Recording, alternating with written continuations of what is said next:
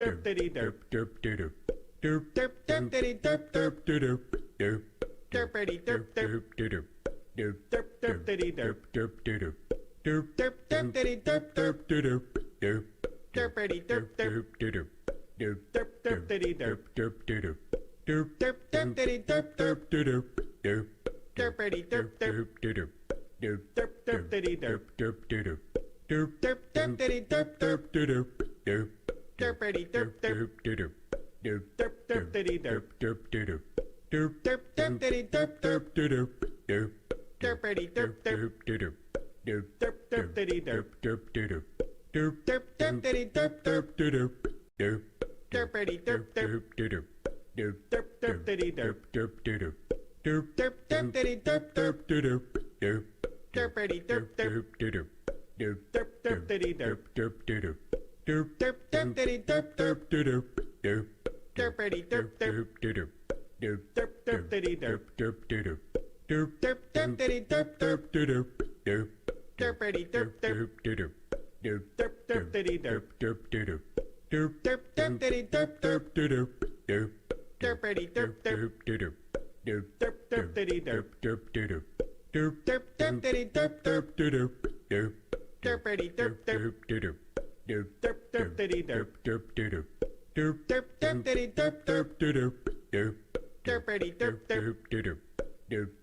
derp diddy derp derp doo derp derp diddy derp derp doo derp derp derp diddy derp derp doo derp derp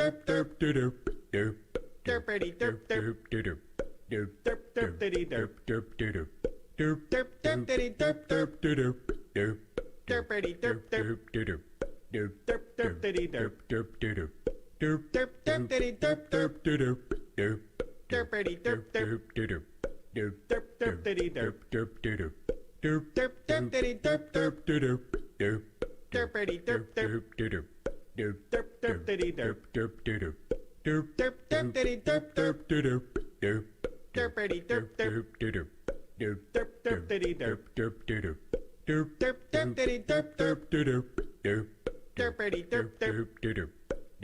derp diddy derp derp doo derp derp diddy derp derp doo derp derp derp diddy derp derp doo derp derp derp diddy derp derp doo derp derp diddy derp derp doo derp derp derp diddy derp derp doo derp derp derp diddy derp derp doo derp derp diddy derp derp doo derp derp derp diddy derp derp doo derp derp derp diddy derp derp doo derp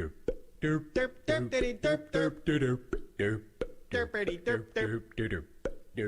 derp derp doo derp derp derp diddy derp derp doo derp derp derp diddy derp derp doo derp derp diddy derp derp doo derp derp derp diddy derp derp doo derp derp derp diddy derp derp doo derp derp diddy derp derp doo derp derp derp diddy derp derp doo derp derp derp diddy derp derp doo derp derp diddy derp derp doo derp derp derp diddy derp derp doo derp derp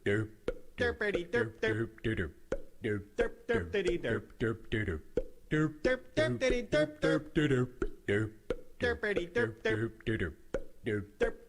derp derp doo derp derp diddy derp derp doo derp derp derp diddy derp derp doo derp derp derp diddy derp derp doo derp derp diddy derp derp doo derp derp derp diddy derp derp doo derp derp derp diddy derp derp doo derp derp diddy derp derp doo derp derp derp diddy derp derp doo derp derp derp diddy derp derp doo derp derp diddy derp derp doo derp derp derp diddy derp derp doo derp derp derp diddy derp derp doo derp derp diddy derp derp doo derp derp derp diddy derp derp doo derp derp derp diddy derp derp doo derp derp diddy derp derp doo derp derp derp diddy derp derp doo derp derp derp diddy derp derp doo derp derp diddy derp derp doo derp derp derp diddy derp. Welcome everybody to a new episode of Let Us Cast. Yes, it's been a while. We fucking know. This is what happens when life kind of interferes on this shit. Like if this was our legit job, we could definitely do this a lot more. But anyways, with me as always is Bruce. Hey man, how's it going? How's it going? Yeah. You and I have talked off air a little bit, but yeah. Yeah, it's been a bit of a shit show. Well, you know. Brighten up my life a little here so I can. Yeah, there's a lot of things to fucking talk. Yeah, there's a lot of things we're gonna fucking talk about here today. Fucking Definitely want to talk about CM Punk coming back to wrestling, which is fucking great. I did watch the match. I found it on the YouTubes as I predicted because we talked off air about it. I was like, I'm pretty sure it'll be on YouTube in like no time, and it was. So I watched it. Yeah, so did I. I figure we'll talk about that. I should probably tell that story about me almost walking out of work. Oh God, yeah. You probably There's been a kind of an update to that too. So update. He's hanging by his neck in his fucking closet. I will do the impressions around here, sir. Oh man, how dare you? Stay in your lane. Oh man. So yeah, I think we could start off like you were actually supposed to be like go up to Maine this past week or something, right? Yeah. So actually, we were gonna leave on Wednesday night. I got out of teaching kind of late Wednesday night, and the plan was to go up to Maine for Thursday, Friday, and then we were probably gonna come home sometime Saturday, like in the afternoon or something. And then be here, for the weekend. But so my mom was going to be watching our cat, Lebowski. You've been on Lebowski Detail before, so you know what's involved there with feeding him and all that good stuff. He's such a pain in the ass. He's a very needy boy.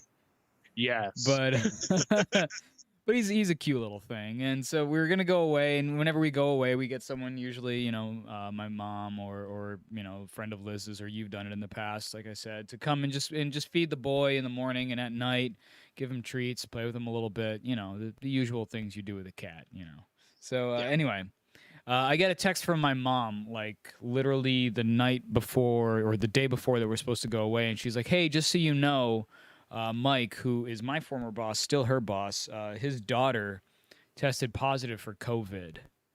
So she had been working with Mike a couple days prior. So obviously, Mike was exposed because he lives with his daughter. So technically, my mom could have been exposed to COVID. And so we were like, well, that kind of shoots that in the face. So thankfully, everything seems to be okay. She never got tested. I don't know whatever happened with that. It's not like I have a postscript here to be like, and everything was fine, and everything was crappy. Like, I have no follow-up whatsoever, I'm afraid. So the story has a big old hole in it. But the long short of it is that, we didn't end up going to Maine because we were afraid that, if she had been exposed, especially if she had it, we didn't want her giving it to the cat or somehow giving it to us, obviously. So we decided the safe thing to do was to just stay home and have a staycation. So that's basically what we did, man, is just stayed home and stayed safe. I mean, you could have brought the cat with you to Maine, right? We can't. No.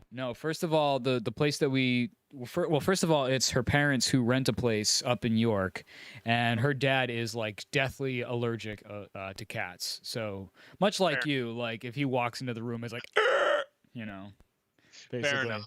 Yeah. So and he probably just wouldn't want that. Plus, too, like we would feel weird about first of all, Lebowski hates being in cars. You bring him into a car and he's just like he meows in a way that I've never heard him do otherwise. But he just like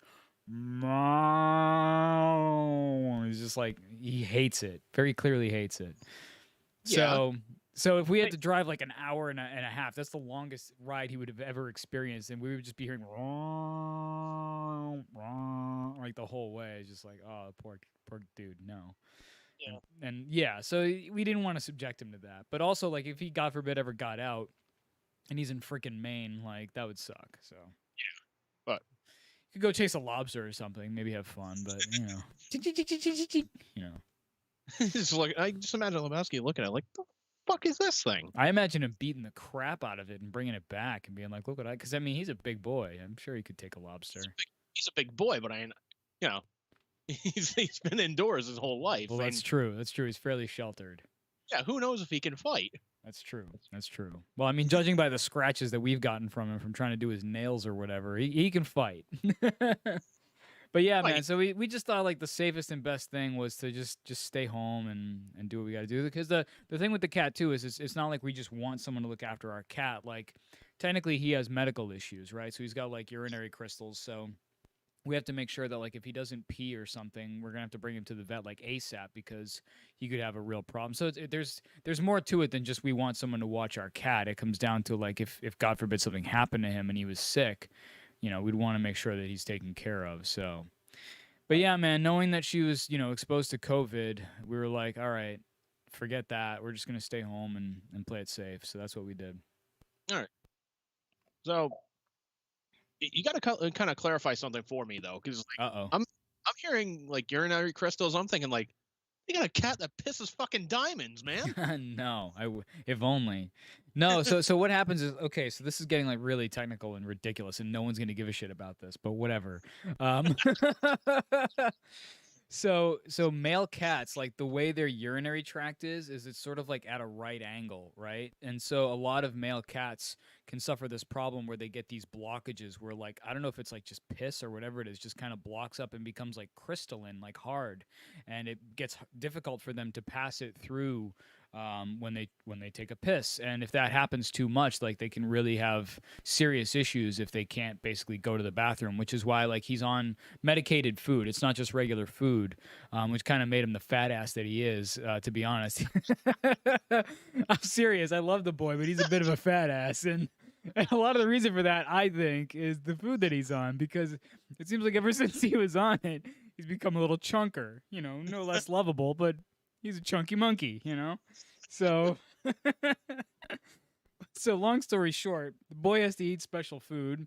We give him treats because we think he has like this feline herpes thing, because he gets like every once in a while, like his eye will just kind of like swell up or whatever and things like that. And we call it this Batmaning thing because like he's black and you could see like the white, like that is like kind of like his skin. If it swells up enough, he gets like these two lines over his eyes and it looks like he's wearing like the Batman cowl from like the 1960s. So, but yeah, if that starts happening, like we have to give him more treats. So like there's a lot going on with this freaking cat, dude, that, I mean, I love him to death, but like any number of things could go wrong that we would have to take him to a vet for. So that's why we have to have someone looking out for him to make sure like he's pissing, make sure his eyes aren't swelling up and shit like that. Like there's so much going on with this cat. Yeah, man. Yeah. I mean, it's not.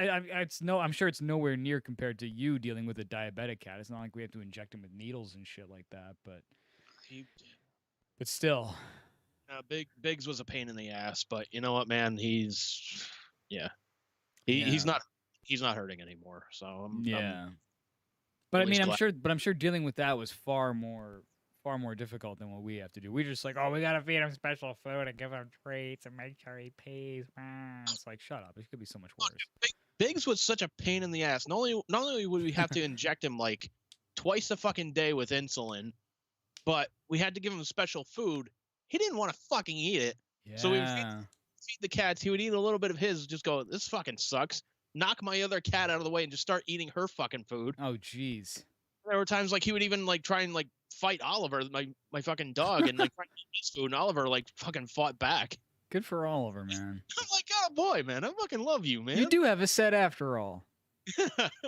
I mean, metaphorically. Yeah, well, yeah.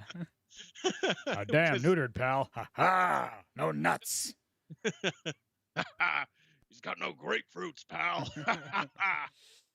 Yeah, man. So yeah, I mean, I love having a cat, and I especially love our boy Bowski. But yeah, it's just a lot to deal with, man. Like, and just making sure that he's healthy and okay. And yeah, I really do feel like a lot of like he became very like food motivated, where I mean, I guess all animals and cats are, but like I feel like ever since he got on the special food, because the thing with it is I think there's only like one flavor. It's like tuna and like that's it or something. And I've heard that like if you feed cats like tuna, like you buy at the store like a can of tuna, I've heard that they can get this thing where like all they want to eat is tuna, and so like now he's done it for a while, but like he's really like beggy about when it's food time, and it's almost like he's like, dude, it's time to eat. I don't know if you realize this. Like, you still got an hour, bro. Like, relax. So, but he's just like, no. Doesn't say a thing any other time. It's just all of a sudden, as soon as it's within like an hour of eating time, or as soon as you wake up, hey, how's it going? Feed me. It's like, but he didn't really do that before. Like before we gave him the special food, he was totally chill. So I don't know, man. I feel like the urinary crystal food ruined our cat in a way. Like we had this nice little peaceful ball of fur who wasn't overweight and was great and everything, and then all of a sudden he couldn't piss, and all of a sudden he's a fat ass who just wants to eat all the time. No, Biggs much is like like that. me. I can assure you, it's not just Lebowski. Case in point, I woke up late for me this morning was like, God, like What, 5 a.m.? Yeah, like 5:30. Jeez, dude. Yeah, I know. I don't envy you. I'll get to that. But I wake up at like 5 o'clock this morning. I was just going like, kind of hungry. Don't really want to like chow down on anything. I'm just gonna have something to like just kind of like snack on. So I go upstairs to get like a bowl of Cheerios. I'm like, all right, just have a little bit of that. Just go back to bed or whatever. Dude, I opened the fucking cabinet door to get a bowl out. Next thing I know, meow, meow. Like, what the fuck? Dude, they know certain sounds. It's crazy. You like, we open a certain cabinet or whatever, and it's just like, brum, brum, brum, brum. It's like, hi. There have been times like I'll leave my house at like 2:45, 2:50 in the morning, something like that sometimes. And like I'm walking up the stairs to go to work, and there's the cat just meow. Look at the face like, you're gonna feed me now, right? Like, come on, it's feeding time. Yeah. No. Yeah. No, I'm not. No. Like, yeah. Like, there are times too, like when our sleep schedule gets a little messed up, so we wake up either earlier or later or whatever, and the cat just like has no idea what to do with that. It's just like, is it time? Like, feed me anyway. Like, no. Yeah. Like, what's the Coffee harm first. Anyway, like. Yeah. I wouldn't trade it for the world, though. Honestly, like the benefits to having Bowski far outweigh the negatives. I just like to complain because that's my life lately. I mean, we all got to complain about something. It's true. It's true. I don't know, man. I've been going through like not to get into like real shit or anything, but this might be a transition into your story. But like, I've been a bit like down on my shit lately, just because I've been working a ton of hours. I've been working like on paper, if you consider like when I start working and when I end working, we're talking like 10-hour days, sometimes 12-hour days. Like, so basically on paper, I'm working roughly 50 to 60 hours a week and having doing that for the past, I don't know, month or two. And the goal was to, by this month, get me full-time into my teaching job, but for various reasons that hasn't really taken place. And there's just been other things that have been happening sort of at my teaching gig that have kind of left a bit of a sour taste in my mouth, and we could kind of get into it if you want to, but I mean, there's been a few things really with like communication hasn't been great, or like how salesy they are, and it just kind of comes off as a little bit shady. So I've got to be honest, I'm kind of thinking of just going back to working like a standard full-time gig, one, so that I can, be a normal human being during the day and not be like, grumpy all the time, and number two, because maybe I want to reassess how I go about this whole teaching, because I do love teaching. That's the thing, is the teaching part of it I absolutely love. It's just the other bullshit that comes along with it that I'm just like, I don't know, man. So I mean, we could get into that if you really want me to, but I don't know if you give two shits. Well, no, because I mean, here's the thing, man. Like you mentioned before, like we love to complain. Like, yes, yeah, we do love to complain. Absolutely, I'm not taking that away from either one of us, but complaining is not the problem. Complaining without like doing anything about it. Yeah. Yeah. So I know I've told you this story, but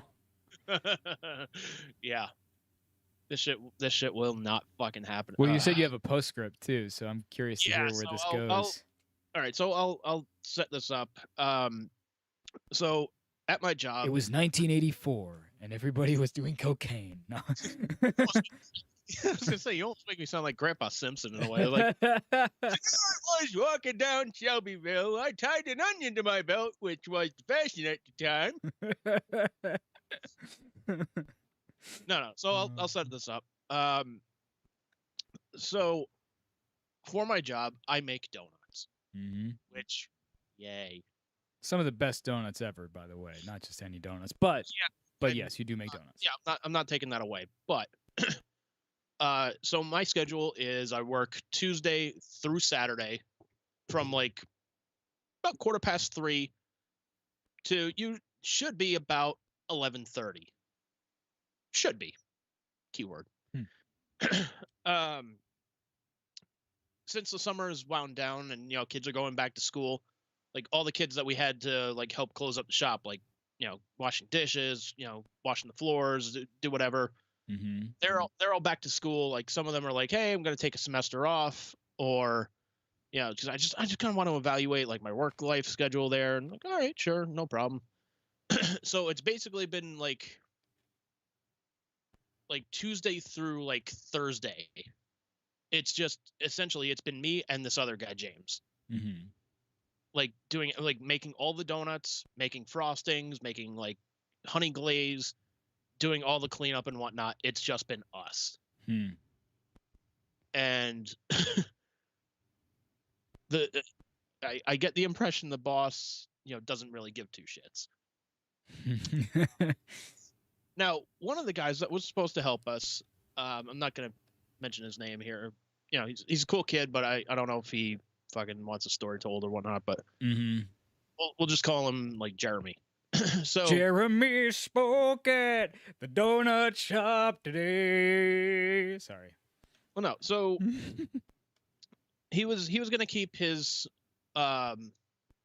Clearly, I remember making honey glaze. Sorry, I'll stop now.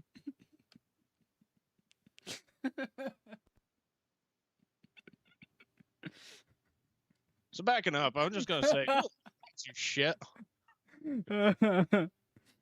Oh man. So his usual his like summertime schedule was like Thursday, Saturday, Sunday. The occasional Sunday off because he would help his mom with some shit. Again, don't want to get into it. It's a little personal, but so Thursday comes and goes. Everything's cool and whatnot. But not like yesterday, Saturday, but the Saturday before that. He like I'm there like 3:15. I reset the system. I'm turning on the fryers. I'm getting mixes going. Doing the shit that needs to be done that early in the fucking morning. He comes in about 4, and like we're both just fucking miserable because we're like we both should be in. Fuck! I just want to go back to bed, man. Like fuck this. Why am I awake right now? Exactly. So fast forward to Boss Man shows up probably about about 5 o'clock, I want to say. Now, he had said like since he was done with some classes and whatnot, he was going to start showing up at like 3 in the morning, maybe 3:30 in the morning to kick everything into high gear and whatnot, so we can like make more donuts in advance. That way we can get to clean up faster. Okay. Hasn't done it yet. So now the setup is like against the wall. There's 4 fryers, and the boss comes in, whatnot. Just the fryer thing comes into play a little later. So, Write this down. 4 fryers. Just imagine somebody is in the chat like, this is a boring story. Who cares about your 4 fryers? What's the point? Like, I'm getting to it. Have patience, young Skywalker. Pushy little fuck. So the boss comes in, starts off real cheery, like, hey guys, good morning, blah blah blah blah blah. And just snaps. And he starts going off about how nobody's doing their jobs properly, how he feels like he's almost like a babysitter. He has to come in and just monitor us and make sure we're doing our jobs properly, blah, blah, blah, blah, blah. Now, he's saying this while I'm frying donuts. I'm above oil that's like over 350 degrees. So I've got like 3 thoughts going in my head. Oh, geez. Number 1, just let it go. Just let it go. Let him vent. This is healthy. Number 2, grab the face, right into the fryer. Number 3, which I thought was the best option, and which I thought, because of therapy, I'd come a long way for, was, you know what? Crack a joke. There's a lot of tension here. Maybe if you crack a joke, tensions will ease. Everybody's going to be okay. Yeah, that didn't happen. I got that little break to like do that little joke, and the joke was basically like, dude, how are things at home? Which, admittingly, yeah, not the best fucking joke I could have cracked at the moment. Yeah, but I kind of thought that after you told me about it. I was like, maybe he took that the wrong way. Like, and I could see why, maybe, but yeah, but it's also like one of those things too. It's like two things. Number one, yeah, that was the best joke I could come up with at fucking 4:30, 5 o'clock in the fucking morning. So, number one, eat shit. Number two, forgot where we was going with this. Number two, I don't have a number two. I do not give a number two. Eat a number two. No, but number two, it was just like the better response from him would have been, hey, I know you're probably trying to crack a joke here. I'm not in the mood for it. Okay, my apologies. Go back to work, let him vent. Nope. As soon as I crack that joke, he turns, looks at me, says, quote, fuck you. No, seriously, fuck you. How I didn't just leave that fucking thing and just fucking leave and fucking not go back is beyond me. And didn't you say, like, right before that he was on someone? Because the way I think you told it to me before was that he was kind of on someone else, some other, like, coworker there that, like, he was up and down one side of them and down the other, basically, before he kind of had the little thing with you. I don't remember the exact thing that they were going back and forth about for a little bit, but all I knew was, like, as soon as he said, no, seriously, fuck you, I left the fryers. I went, there were like these giant like bags of mixes in the trash bags. I'm just like, you know what? Fuck it. That's my excuse to go outside and just fucking go outside for a minute and just calm the fuck down. Because like, if you, for example, like looked at me just like, dude, fuck you. Like, I can tell you're busting my balls. Yeah. But like, the second you start like screaming in my face, like, fuck you. Like, no, seriously, fuck you. Like, shit's on. Yeah.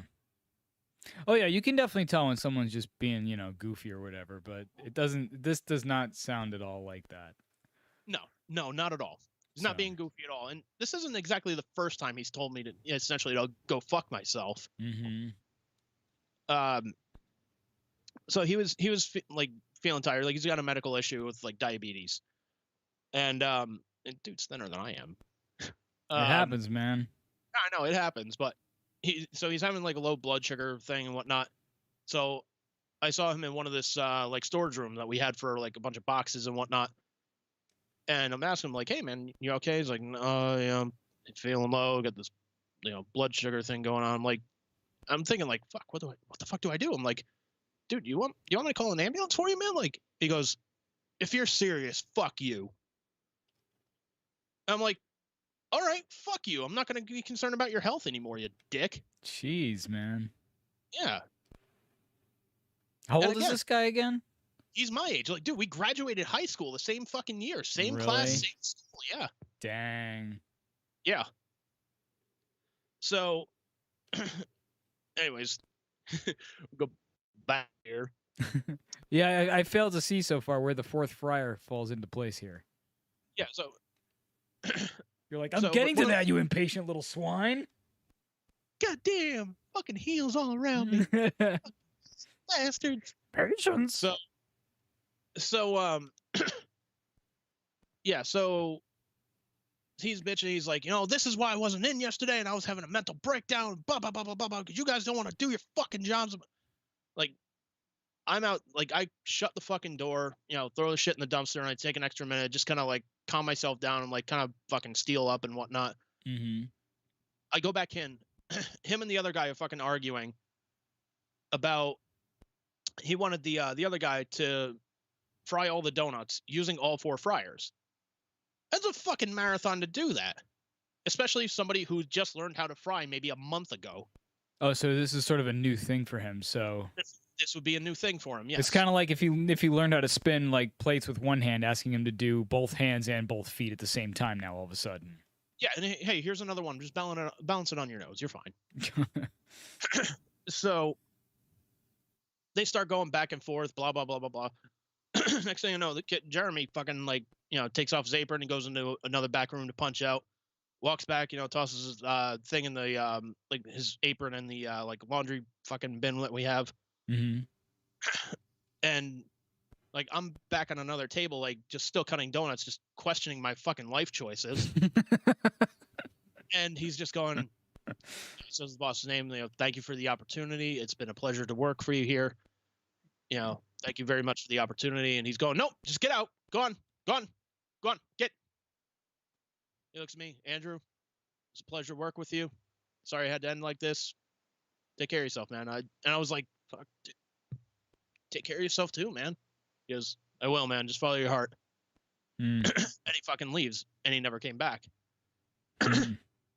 So now I'm even angrier about this because I'm like, well, okay, you told me to essentially go fuck myself. You were pretty pissed off. You're still pissed off. And now you made another fucking pair of hands that was going to fucking help us out here fucking walk out. So now we're fucking shorthanded back here. What's the turnaround in that place like? It's got to be pretty high. It's, from what I understand, it's a pretty big revolving door. Yeah, it sounds like it. So that's how it is at my full-time gig, honestly. It's like that's one of the things that kind of bugs me about it, not to interrupt too much here, but like with my full-time gig, they're like, you know, it takes us about a year to get someone up, because when we're talking about like me leaving, they're like, just so you know, and this isn't, you know, we're not telling you not to do it or not to leave or whatever, but just so you know, it takes us about a year to get somebody up to speed. And I'm thinking like, yeah, but that's not my problem. And second of all, I think it's outrageous that it takes us a year to get someone up to that speed, because it's really not that hard. I think it comes down to like piss poor training, but that's just beside the point. And the other thing is like, for every, let's say we hire 5 people, right? And they go through this nesting phase where they're learning how to do the job, basically, right? Yeah. I would estimate that of those 5 people, generally speaking, about 2 of them stay on and remain on for at least 6 months. That's not good. No, that's not good. That is not good. Especially in, like, right now, you should be able to, like, throw a rock. Well, actually, no, it's the opposite. Right now, you should be able to throw a rock and find a job, but finding people to hire is really difficult right now. Like, that's why you drive around and you see, like, Dunkin' Donuts has an advertisement out there of, like, you know, hiring for $14 an hour. It's like, you've never seen that. Like, I was talking about this with the manager of the school where I work, and he's like, not even in the Great Depression did you see stuff like that. Like, people just don't want to go back to work.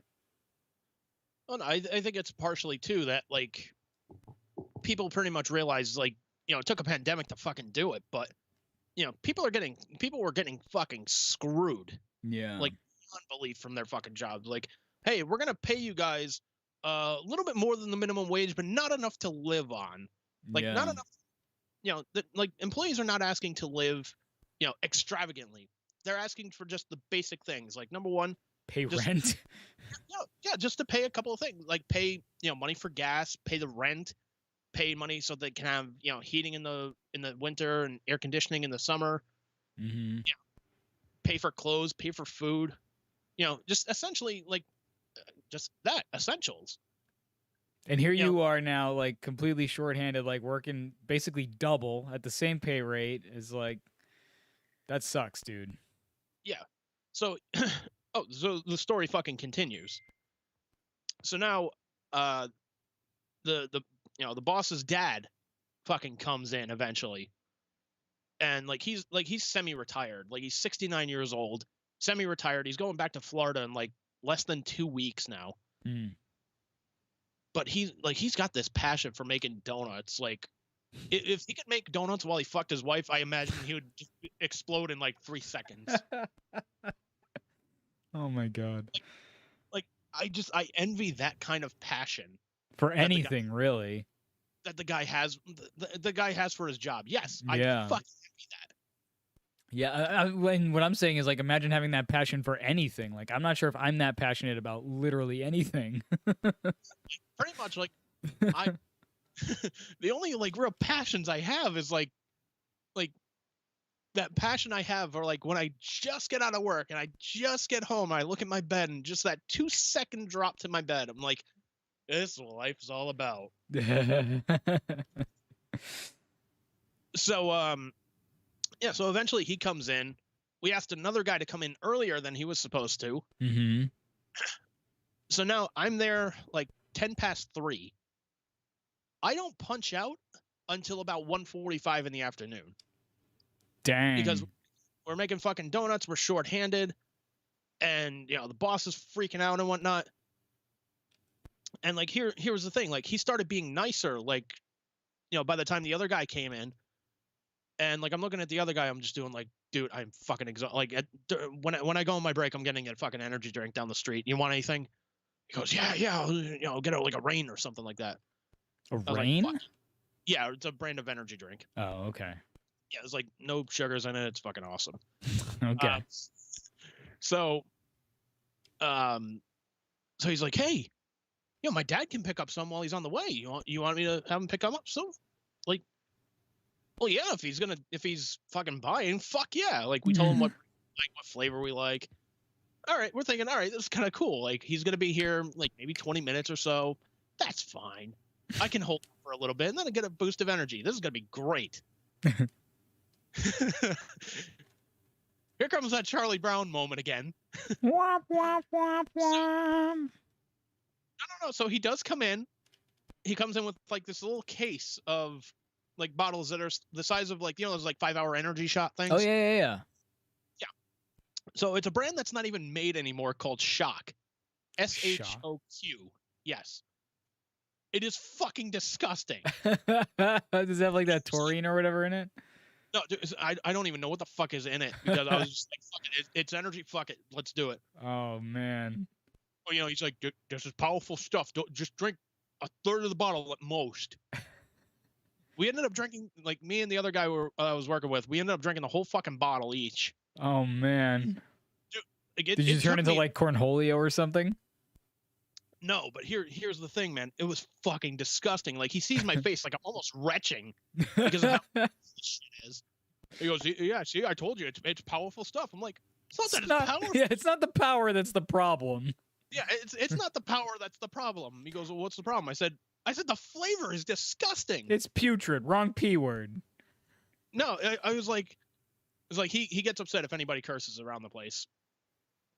It's like we were talking about the Super Bowl like years ago when I first started. I was like, yeah, 49ers kind of fucked that one up. He goes, hey, there's no swearing around in this establishment. I was like, all right, man, I'm sorry about that. And he looks at me again. He goes, there's no swearing in this establishment. Like, to try and nail it home because I'm that fucking stupid, he has to tell me twice. He's like, I know you. I got it. He leaves. Man, fuck this goddamn motherfucking. I was gonna say, I can only imagine that when he's not there. Yeah. Because like, does the boss swear? Oh yeah, he swears. I've even caught the owner swearing a few times. The guy who doesn't like swearing. Yeah, it's like sometimes it'll be that's the like, best. That's the kind of bullshit you put up with this thing. I'm like, you fucking swore. He's like, don't swear in my establishment. It's like, but. It's like the knights who say knee. Once they say it, they're like, I said it again. Yeah, pretty much. The donut maker who said shit. Well, it's kind of adorable in a sense that it reminds me of a story of my buddy Chris. Like, I'll tell this story real short and then I'll get back to it. So there used to be a bar like down the street from like where his mom lives. It's called Jillian's. Mm-hmm. And so one day, like, him and a bunch of their friends, like, they go out, they're drinking and whatnot. He gets fucking schnockered. Which had happened. Which was the fashion at the time? Great word, by the way, schnockered. I haven't heard that in a long time. So he gets, shellacked there. Boom, shellac-a-lack boomed. Yep. So, I almost want to hear Morgan Freeman just tell a story like that. There he was, schnockered out of his mind. He fell into the gutter and wet himself. Later, he shit his pants. Hey, there's no swearing in this narration. No swearing. Fuck. And that's how penguins mate.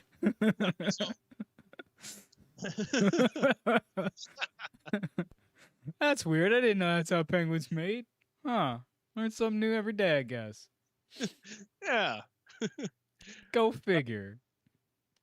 So I remember getting a call just saying like, "Hey, you're sober, right?" I was like, "Yeah, I haven't had a drink in a while, man." Like, always a great start-off question, by the way. Hey, you're sober, right? Oh crap! What do you need?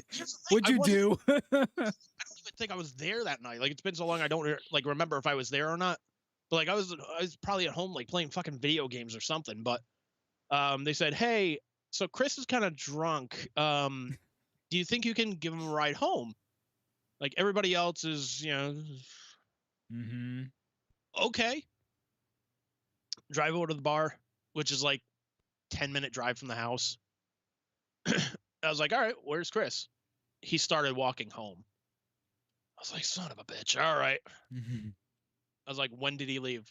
Like 2 minutes ago. I was like, I can catch up to him, no problem. But drive down the street.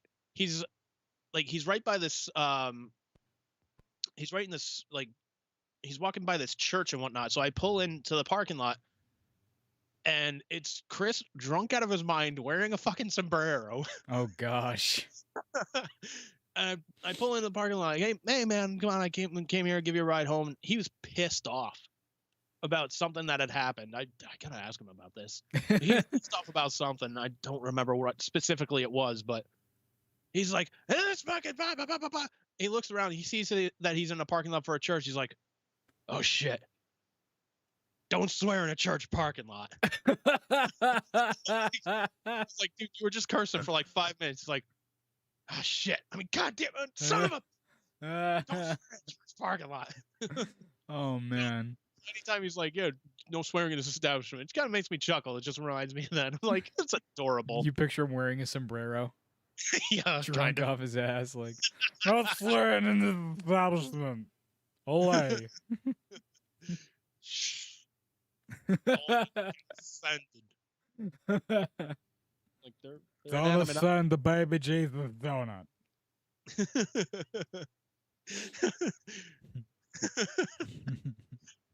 And the flour and the gluten and the holy sprinkles. Oh, man. Yeah, so getting back to the story, what was yeah, so like the flavor of this thing was like, I even told him, I said, look, it's not that it's powerful. I said it's like the flavor, I didn't want to say shit. I was like, it was like somebody was drinking battery acid and they're like, I can make this taste better. Let's make it black licorice flavored. It literally was just disgusting. If they don't make it anymore, how did he get it? Was it just like this dusty old can? Like, well, no, when they were announced like they were gonna stop making it and whatnot, like he went to like some store and bought like 24 fucking cases of it. Oh, okay. It's like, yeah, they were pretty cheap. I liked them. I could have energy all day. So like, wait, this 69-year-old guy drinks it? Yes. Oh, that sounds healthy. Yeah. He's like, I don't drink it that much anymore, but a few years ago, yeah, I drink them a little bit. He's like, I would drink a third of a bottle in the morning, a third in the afternoon, and then I would just leave the rest for the next morning. I was like, oh, jeez. He's like, yeah, energy all day. He's got it down to a science. I'm like, oh, fuck. Just don't swear in his establishment. Yeah. Just don't swear in the establishment. So,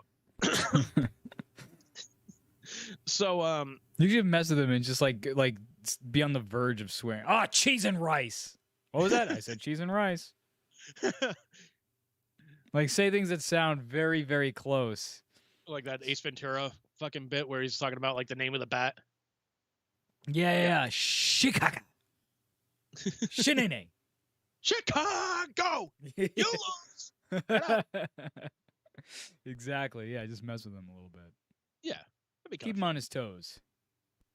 So test that energy drink's powers. Yes. So we make it through the shift, and I'm leaving. I go punch out, and I'm walking past, like I'm taking off my apron to fucking throw in the laundry hamper and whatnot. Boss just looks at me. He's like, "Thanks," and I just kept walking because I'm like, "All right, I've got two options now. I can either turn and just curse him the fuck out in front of other employees and customers that are at the window over there, which would look really bad. Or I can just keep walking and not say a fucking thing. And hopefully he gets the idea that, yeah, I'm a little pissed off right now. So I kept walking. Probably lose your job, too, if you cussed him out. Dude, I'm at that point right now. Like, if he ever tells me to go fuck myself again, I don't care. I'll lose my fucking job at this point. Yeah. It's like, dude. Here's another thing. Like, it's not worth it. That's what it comes down to. It's not worth it. Like, I'll be honest about this, man. I'm making $18 an hour there. Like, there is no amount of, like, granted, yes, I was making more money at like AAA after, like, you know, bonuses and whatever the fuck have you. Like, my base pay there was like $16 an hour. Mm-hmm. So I was kind of making more money over there, and I was getting benefits. That's right. Yeah, you don't get benefits, I'm sure, at Alley's, right? Don't get benefits. I have to go through the state for it. So I was like, look, if that was not enough money to fucking keep me, you know, being abused and, you know, oh gosh, oh shucks, you know, if that wasn't enough for me to put up with mental abuse and whatnot and verbal abuse and whatnot, $18 an hour and no benefits is not fucking nearly enough. No, there's really no amount of money that's worth it. I mean, no, because we, you know, just nobody should have to fucking put up with that, like, at all. Yeah. Like, at all, man. Yeah, it's totally uncalled for, dude. You know, and like, even my therapist was like, you gotta get the hell out of there. Like, I had a therapy session with him on, I want to say it was like Thursday or something like that. And even he's like, yeah, you like, I told him the story of what happened. And he's like, yeah, you gotta get the hell out of there. I'm like, yeah, no shit, I'm trying. It just sucks, man, because I feel like you keep bouncing, and it's like every time you go somewhere, like, it turns out to be shitty. That's kind of how I feel in a way too. Like, I just keep bouncing from thing to thing, and I can't find anything that ultimately makes me happy. It's kind of rough. And that's what the therapist was saying too. He's like, you know, you're spinning your wheels here. Like, yeah, you know, you're not really like attached to any job here. Like, you're just, you know, you're bouncing around job to job. You're just spinning your wheels. So anyways, the update on this, I'll give an update on that, and then I'll continue a little bit with the story too. So, the update on this is I actually have a phone interview for a possible new job, tomorrow morning. So right on. Wish me luck. Here's hoping, dude. Here's hoping. We should probably cross dicks too. Really? No. Oh man. So there's actually a little bit like a PSS to the story too. So I think it was like Thursday that week. The boss asked me like, hey, you know, we're gonna be kind of shorthanded on Sunday. Can you come in and, you know, give us a couple hours? And I was like, yeah, I think I originally told him, I was like, yeah, I can show up like 4 to like 8 o'clock, but then I have to leave or blah, blah, blah. Mm-hmm. He's like, yeah, that's fine. That's fine. So eventually, like, after this, I was just like, if he's going to be there, I don't want to hang out any longer than I have to. Mm. So like, his dad was asking me like, you know, the day beforehand, hey, you know, you said you're coming in on Sunday, right? I said, yeah. He goes, what time are you going to be here? I said, my normal time. That way we can, you know, because I'd rather have that extra like half hour to like get some stuff done, you know, kind of go at a little bit of a slower pace and whatnot instead of hustle. Mm. It's like, I don't blame you. So I was like, all right, but I got to leave at 6. So I found out his son was going to be there at like 5 in the morning, something like that. And they also had somebody else coming in at 6. So I'm just like, screw it, I'm gone. Mm-hmm. Because I had fucking tickets to Boston Comic-Con that day. Oh yeah. Oh, that was that day. Right on, dude. That was the day. So I was just like, if I miss this, you guys are going to be paying for my ticket. Not only that, you'd be fucking up a wedding gift. So, yeah. But that'll be in a future episode. Yes, that will be in a future episode. I can't say what it is right now. I fucking want to, but I can't. Because, you know, just in case the bride or the groom sees this video, which I don't know if they will, but hey, insurance Spoiler policy. alert, pal. Spoilers, pal. Yeah, I know. But it is a cool gift. I'll show you off the air and whatnot, but right on. But yeah, so regardless, I was just like, I was so fucking pissed off. I almost wanted to send him a text message just going like, hey, I'm not showing up today. I don't appreciate what you fucking said yesterday. Fuck you. Mm-hmm. And then just follow up a second text message. No, seriously. Fuck you. By the way, how are things at home?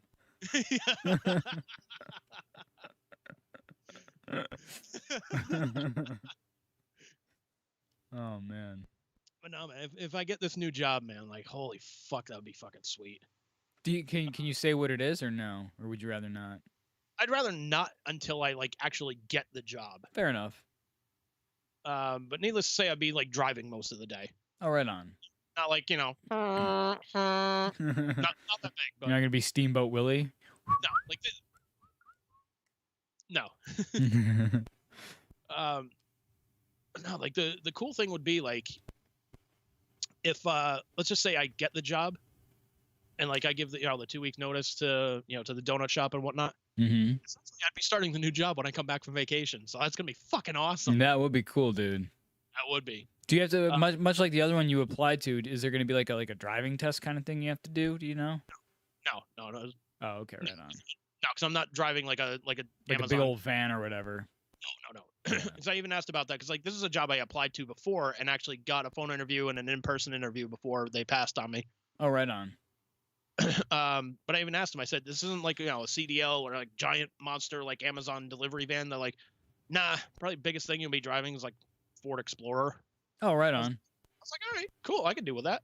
Yeah, that's not too bad at all. It's not too bad at all, man. Yeah, we should talk about Comic-Con too. That was kind of an experience. Yeah, man. Let's hear it.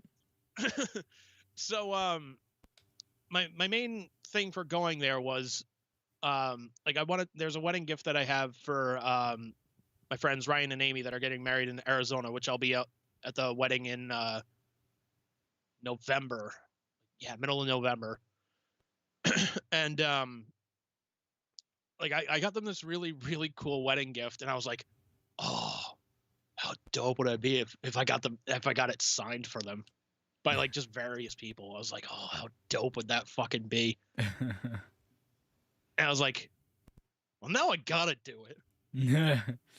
Because like part of my problem too is like if I get like a gift for somebody, like let's say I was getting you some like a gift or something like that, my next thought would be like, it's not gonna be like, huh, is Bruce gonna like this, or you know, is Bruce gonna hate this, or like my first thought is like, how can I up this? Like, how can I make this better? What's the level up on this? Exactly, and I know I'm gonna kind of paint myself into a corner if I keep doing that. Yeah, seriously, you can only go so high, sir. Yeah. It's gonna be like, you know, hey Bruce, you know, I wanted to get you this live, you know, Rush record, but you know, surprise, I got you Alex Lifeson in a box. I was gonna say, it said I kidnapped Geddy Lee. I didn't kidnap him, I'm just borrowing him. From his home. Unwarranted, unrequested, Oh yeah, it's not kidnapping, you're just borrowing a human being. That was great. Oh man. But yeah, man, it's like I realized like two things. Number one, Comic-Con is really, really fucking awkward, like wearing the fucking mask the whole time. I bet. Like especially like people in cosplay. And like I'm not complaining about the masks. That was one of the things is like they even said like you want to come into Comic-Con, you have to wear a mask the entire fucking time. Mm-hmm. Eating or drinking in like this specific designated area. Mm-hmm. Other than that, wear a fucking mask. I was Good. like, all right, cool, awesome. And like I even brought my my vaccination card with me just in case they were like, well, we need to see proof that you're vaccinated. Okay, here you go. Because some places are definitely cracking down on that, where they're like concerts and stuff, where they're having you do that. Oh yeah, like even Patton Oswalt canceled a couple of comedy shows in like Utah and like somewhere else because they like the comedy clubs weren't gonna ask for like proof of vaccination or like no mask mandates. So he's just like, all right, well, I'm not performing. Fuck you guys. Yeah, can't say I blame him. I mean, can't be. I mean, especially now with stuff the way it is, like you really can't be too careful. That's why, like when with my mom, you know, it's like we could have gone away and maybe it would have been fine, but we just didn't really want to take the risk. So, yeah, which is understandable though. Mm-hmm. You can't be too careful, honestly. I mean, I'm not one of those like paranoid types, but no, you know, but it was kind of awkward in the sense of like, well, no, you could also take your mask down in like one other instance, and that was like if you were getting like a picture with a guest, you know, the person that was like holding your phone and whatnot or your camera or whatever, they would be like, all right, 1, 2, 3, pull down the mask, put it back up. Mm-hmm. Okay, cool, awesome.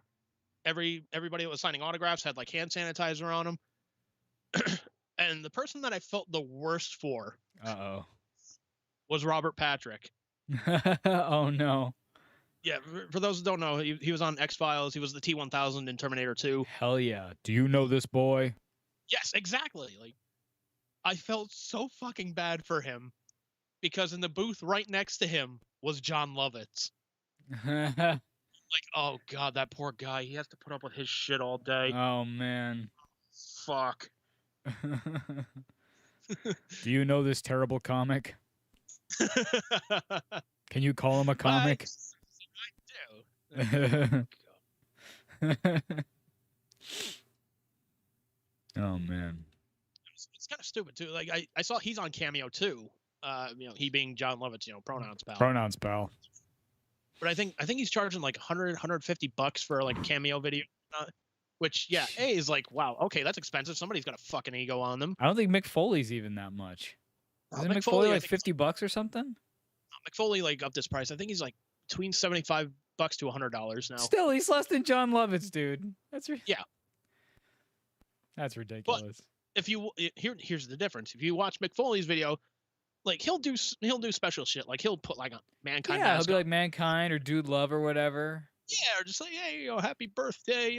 He goes like he puts in the extra effort and the extra mile for everything. Yeah. I was like, all right, let me compare that to like a birthday greeting from John Lovitz.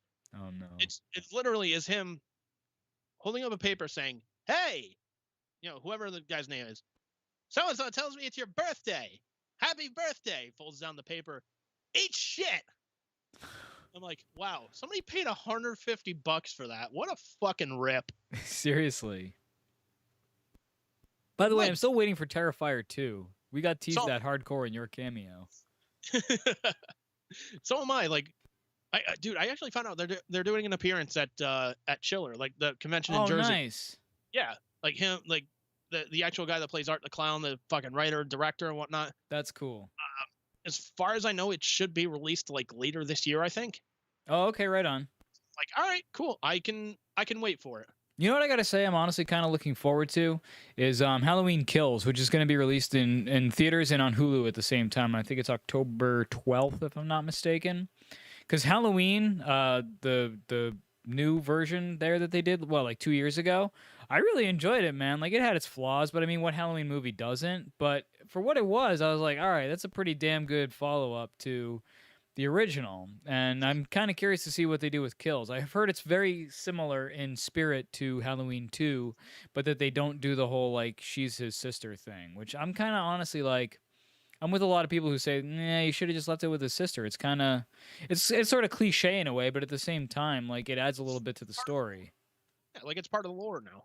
So. Yeah. But the thing is, like, when they did the Halloween movie, what was it, like in 2018, whenever it was, a lot of that was like they wanted to forget about any of the sequels that happened, even Halloween 2, which honestly, if you go back of all the sequels, Halloween 2 is probably like the least offensive one. It's really not that bad as far as the sequel goes. And it kind of looked like it was over, except for the fact that it wasn't. So typical Halloween, I guess. But like Halloween 2 was not a bad flick. And for them to be like, no, fuck that movie too, is just like, really? Okay. I mean, 4, I understand. 5, I understand. 6, I understand. 7, I understand. 8, I understand. The Rob Zombie flicks, I understand. But 2? All right, whatever.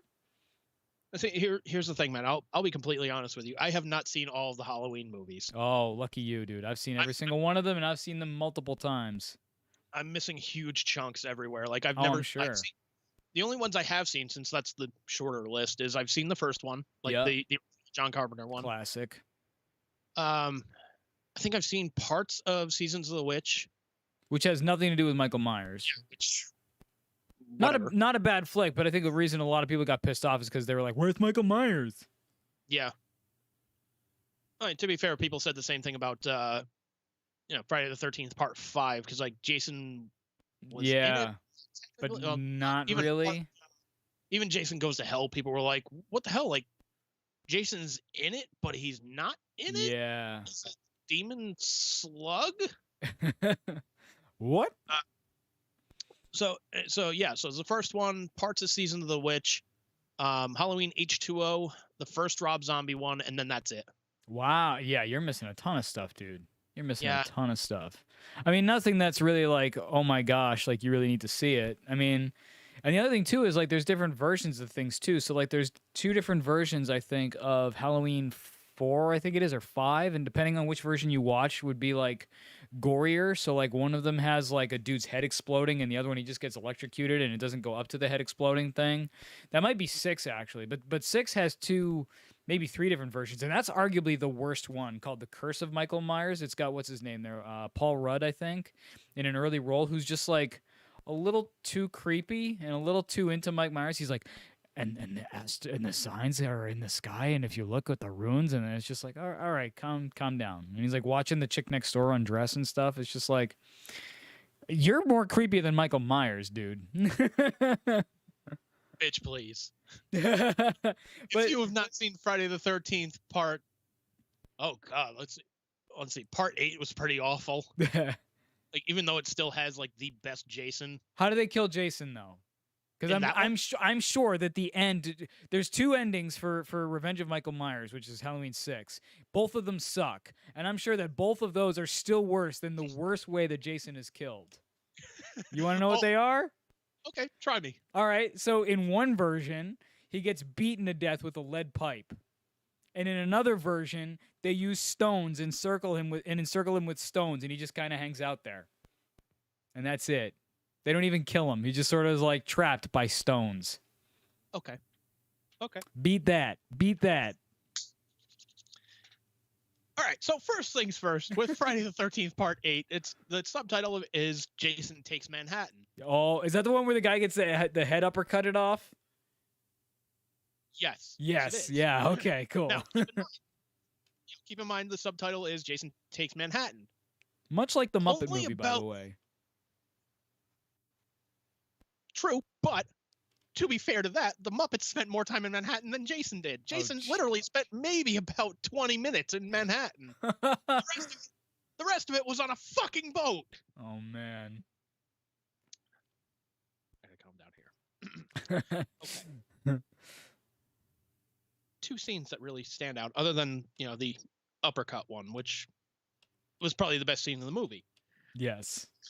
The first scene is literally Jason walking down the street of Times Square, and there's a couple of like punk rockers sitting off to the side, listening to a boombox with a dog. Jason walks by, kicks the fucking boombox, which I'm like, that's fucking badass. But I'm also like, all right, if he's like essentially this immortal guy, and he's like an all-you-can-kill buffet here, and he's not doing anything.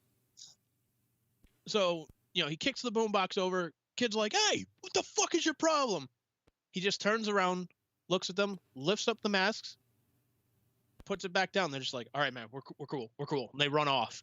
And Jason just keeps fucking walking. So far, worse than Mike Myers. That's a great start. Oh, yeah. End of the movie. Is like, I'm trying to think. It's been a while since I've watched part 8, but I remember how this ends.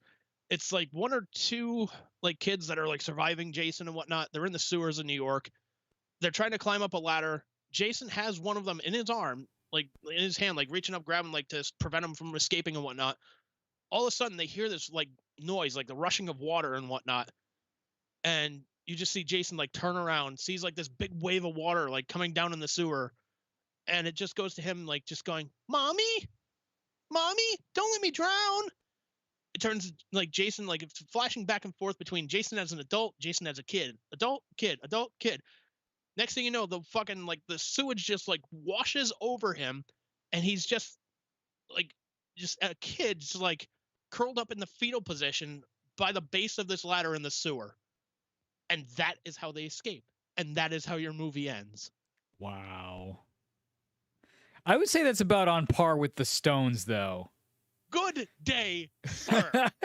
Either way, it's like this really like cop-out ending where it's like, let's trap them with this really ridiculous thing. In Michael Myers' case, it's stones, and in Jason's case, it's water. And actually, the only thing I'll say to that that's kind of cool is that they kind of called back to that in Freddy versus Jason. Remember where Freddy used that against him, like the whole water thing, and like he resorted to a baby and whatnot. And Still kind of goofy though. Like why? I mean, I get like the lore is that he drowned or whatever, so like he's afraid of water. But like, Well, not only that, but like it's kind of weird. You'd figure after I think it was part 7, if I remember right. That has the girl with like telekinetic abilities going up against Jason, which fucking badass, man. Probably my favorite one out of all the ones that Kane Hodder did. But they literally stop him by like tying him up with fucking chains to a rock and sinking him to the bottom of Crystal Lake. I thought you were gonna say Krypton. No, that fucking... Sing him to the bottom of Krypton. It's like, look, he's fucking yours now. Like, just we're done. We can't take him anymore. DC, here you go. You need IP. Oh man. All right, so Halloween is like got kind of infamous for like blue balling the audience because they did something really badass at the end of like 4 wasn't a particularly great movie, but at the end of it they did something pretty amazing. I do recommend, by the way, that you go back and at least watch Halloween 2 because it picks up right where Halloween 1 ended and takes the story through. That's actually the one that explains like how it's his sister and stuff like that and all that happy horse shit. Pretty good ending too, not for nothing. But Halloween 4 did something that like you were, because we knew that there was good at the time, like it was obvious that there was going to be a 5th one. I forget why, but I think it was well known that there was going to be a 5th one that was going to come after 4, and it was made very clear too by the ending. Because not to spoil it, I know you're going to go back and watch it, but spoiler alert. Instead of surrounding around Laurie Strode and all that, I think it's like her cousin or whatever, and her cousin's niece. And the niece is like this young girl. I think her name is Jamie. Yeah, Jamie Lloyd is her name. And so it ends with like she's through this whole thing, she's got like this sort of like psychic connection with Michael Myers. So like she knows when he's coming and stuff like that. And he's trying to get her because it's sort of in line with the whole like he's after his family thing and she's his family and he's coming after her. And so she's like freaking out like he's here or whatever, the whatever. But at the end of it, right, so they kill Michael Myers like they do like in every movie basically. But then they bring Jamie Lloyd home and she freaks out and ends up killing her stepmom. Like she basically puts on a Halloween mask, just like in the first one with little Mikey. Puts on a Halloween mask, grabs some scissors, and kills her stepmom. Right? And so it ends with her like standing at the top of the steps, and they got that breathing like whatever, like Darth Vader shit going on. And Donald Pleasance comes in, and he's all like, "No, no, no," which is kind of cheesy and ridiculous. Yeah, no. Which is kind of cheesy and ridiculous, but at the same time, you're like, oh, she's going to be the new Michael. That's dope. And then they start off 5, and she's like mute and in a hospital. And it's like, yeah, remember that whole thing where she killed her stepmom? Yeah, it's okay, because she's just in a mental hospital now. And she doesn't talk. Oh, and by the way, Michael Myers is back. It's just like, what happened? Like, you guys, like, you set this up for a home run. This could have been an incredible movie where, like, Jamie now is the killer. And you ruined it. Like... It's like they had good ideas, and they're just like, how can we take this really kind of good idea and just make it as terrible as possible? I know, abandon it entirely. Perfect. It's sort of like at the end of H2O. H2O I thought was a pretty good sequel, and it kind of led up to like, oh, because Laurie Strode kind of goes nuts and chops his head off, and then she does the breathing thing, and it's like, oh, is she gonna become like the replacement for Michael Myers? How dope would that be if Laurie becomes Michael Myers? And then no, they just kill her off in the next one. It's like, guys, you did a Halloween 5. What the hell? Follow through. You ever played golf? I never played golf, but I know that one of the big important things is the follow through. Follow the fuck through. Come on. So I gotta ask this. Okay. So it was Halloween 4, you said, where the cousin or whatnot, stabs the stepmom with the scissors and puts on the mask. Yeah, it's the end of 4. And then at the beginning of 5, she's in a mental hospital and mute, doesn't speak. The only question I could think of is, who booked this shit? I don't know, but they should be shot. Hey, I got an idea. Yeah, it was terrible, man. I mean, don't get me wrong. The Halloween movies are kind of a guilty pleasure for me because some of them are just so bad. They're so good, but like. Man, I will be the first one to admit that story goes south really fast. like here's the thing too. Like for me, like the Child's Play series, like that is a guilty pleasure for me. Like I make no bones about it. Like the first three, they're like, we want to make a legitimate horror movie. Blah, blah, blah, Yeah. scare people. Like the one after 3, which was Bride of Chucky. They're just like, you know what, man? People are just watching this because Chucky's awesome. Like let's kind of do something with that. Yeah. More comedy into it. They did another one with comedy into it. The 2 movies they did after that though were fucking badass, and I actually love them. Was that the one where Mark Hamill did the voice of Chucky? And it was like a robot now, or? No, that was the remake that they did like 2 years ago, something like that. Okay. Which, I mean, totally worth the price of admission to hear Mark Hamill say dick cheese. He says dick cheese? Yeah. Oh, man. Yeah, like the voice of Chucky, like the kid that owns, the Chucky doll, like takes him around to like show his friends, like, look, this one curses and whatnot. It's like, yeah, say dick cheese. Dick cheese. I fucking love Mark Hamill. Did they get what's his name to do the? Oh no, they didn't get. Obviously, who's the guy who originally did the voice of Chucky? I'm blanking on his name. Oh God, shit. He was also in like Lord of the Rings and stuff. But man, well, he was also in Aliens as well. Yeah, I mean, I love me some Mark Hamill, but in my mind, like that is the voice of Chucky. Like he's just perfect for it. Well, yeah, I mean, it's perfect fucking voice. Yeah. I'm searching it now. I gotta say, I kind of enjoyed Bride of Chucky. I thought it was all right. That was the guy, Brad Dourif. Brad Dourif, yeah. Oh man, in my mind, he is Chucky. Well, yeah. So here's the thing. So they did 2 movies after that that were fucking badass. And I love, like next time we hang out, man. Like we'll watch one of them, or I'll let you borrow them so you can watch them and whatnot. But what were they? Was it after Seed of Chucky? Yeah, it was after Seed of Chucky. It was Curse of Chucky, and then came Cult of Chucky, and then now they're doing a like a Chucky like TV series for like Sci-Fi / USA Network. Cool. And Brad Dourif is coming back as the voice of Chucky. And like they released a trailer and whatnot. I was like, oh, I really hope my cable package gets these fucking channels because I want to watch this. I haven't seen the one with Hamill, but I have heard that they made Chucky a robot, and I am not down with that. Yeah, I mean, like instead of like voodoo curse and whatnot, like he's able to, like, spoilers. Like if you didn't want to see the movie, you didn't see the movie. If you wanted to, you've seen it by now. But so essentially, like Chucky's like killed at the end, or so you think. But like before, like the finishing blows, like as the finishing blows delivered to him or whatever have you, like he you said finishing blow. Yeah.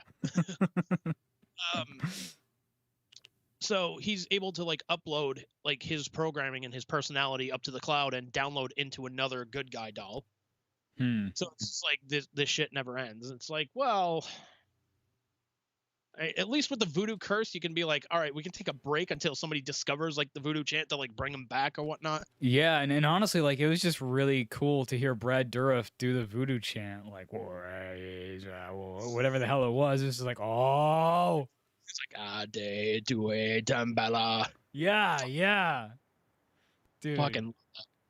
But yeah, like one of the clips from like the TV series, like from the trailer, was like, Chucky's in bed with like this like little girl and whatnot, and he just looks over her, he's like, hey, I'm gonna go kill your sister, you want to come? She goes, no, I'm tired. Hey, snooze you lose. He gets out of the bed, and I'm like, oh, I want to see this now. I want to see this so badly right now. Halloween is approaching, and this is totally getting me in the mood to watch some scary movies and shit, dude. I love Halloween. It's probably my favorite time of year. And there's nothing I really love more like around Halloween than we used to. In fact, last year, I think it was, or maybe the year before, Liz and I, we watched a new Halloween movie. Not new, but like we watched a different Halloween or scary movie every day of the year. Sort of like James Rolfe does his Monster Madness. We did that kind of thing where we watched at least one every day leading up to Halloween. And it was awesome. Oh, fucking hey, dude. Next time we hang out, man, I'll fucking bring up some for you guys to do that. Right on. I got a few. Okay, maybe what we could do for next time, or as we get closer to Halloween, would be like your top 10 list of favorite kills in Halloween movies or scary movies. All right, I was gonna say, wait, in Halloween movies, you're kind of limiting me, No, right? no, no, there. no. I say Halloween, but I don't mean the series. I mean like scary movies, horror movies, basically. Yeah, yeah, yeah. Dude, I can tell you one of them right off the bat right now. Like, I don't know where on the list it would be, but just because it's so fucking simple, but it's so fucking cool. Was I think it was in Friday the 13th Part 7. Like, Jason comes across like these campers like in a sleeping bag or whatnot. Mhm. He literally like picks up the fucking sleeping bag and just swings it against the tree just once. Done. Yeah. Oh, it's so fucking badass. I've heard that like that's a movie that got cut down a bunch, like as far as the gore or whatever, because I've heard that there's supposed to be other hits of the sleeping bag against the tree and they cut them out. Yeah, they cut him out, and I was like, you know what, man, it's more effective. Like, it shows like he's fucking powerful as fuck. Swing. Yeah. Done. Makes him look strong. Goddamn. Ha ha. No, so I mean they kind of like did a nod to that in Jason X, where like he enters like a simulation chamber, like it's Jason in space, because eventually everything has to go to fucking space. Yeah.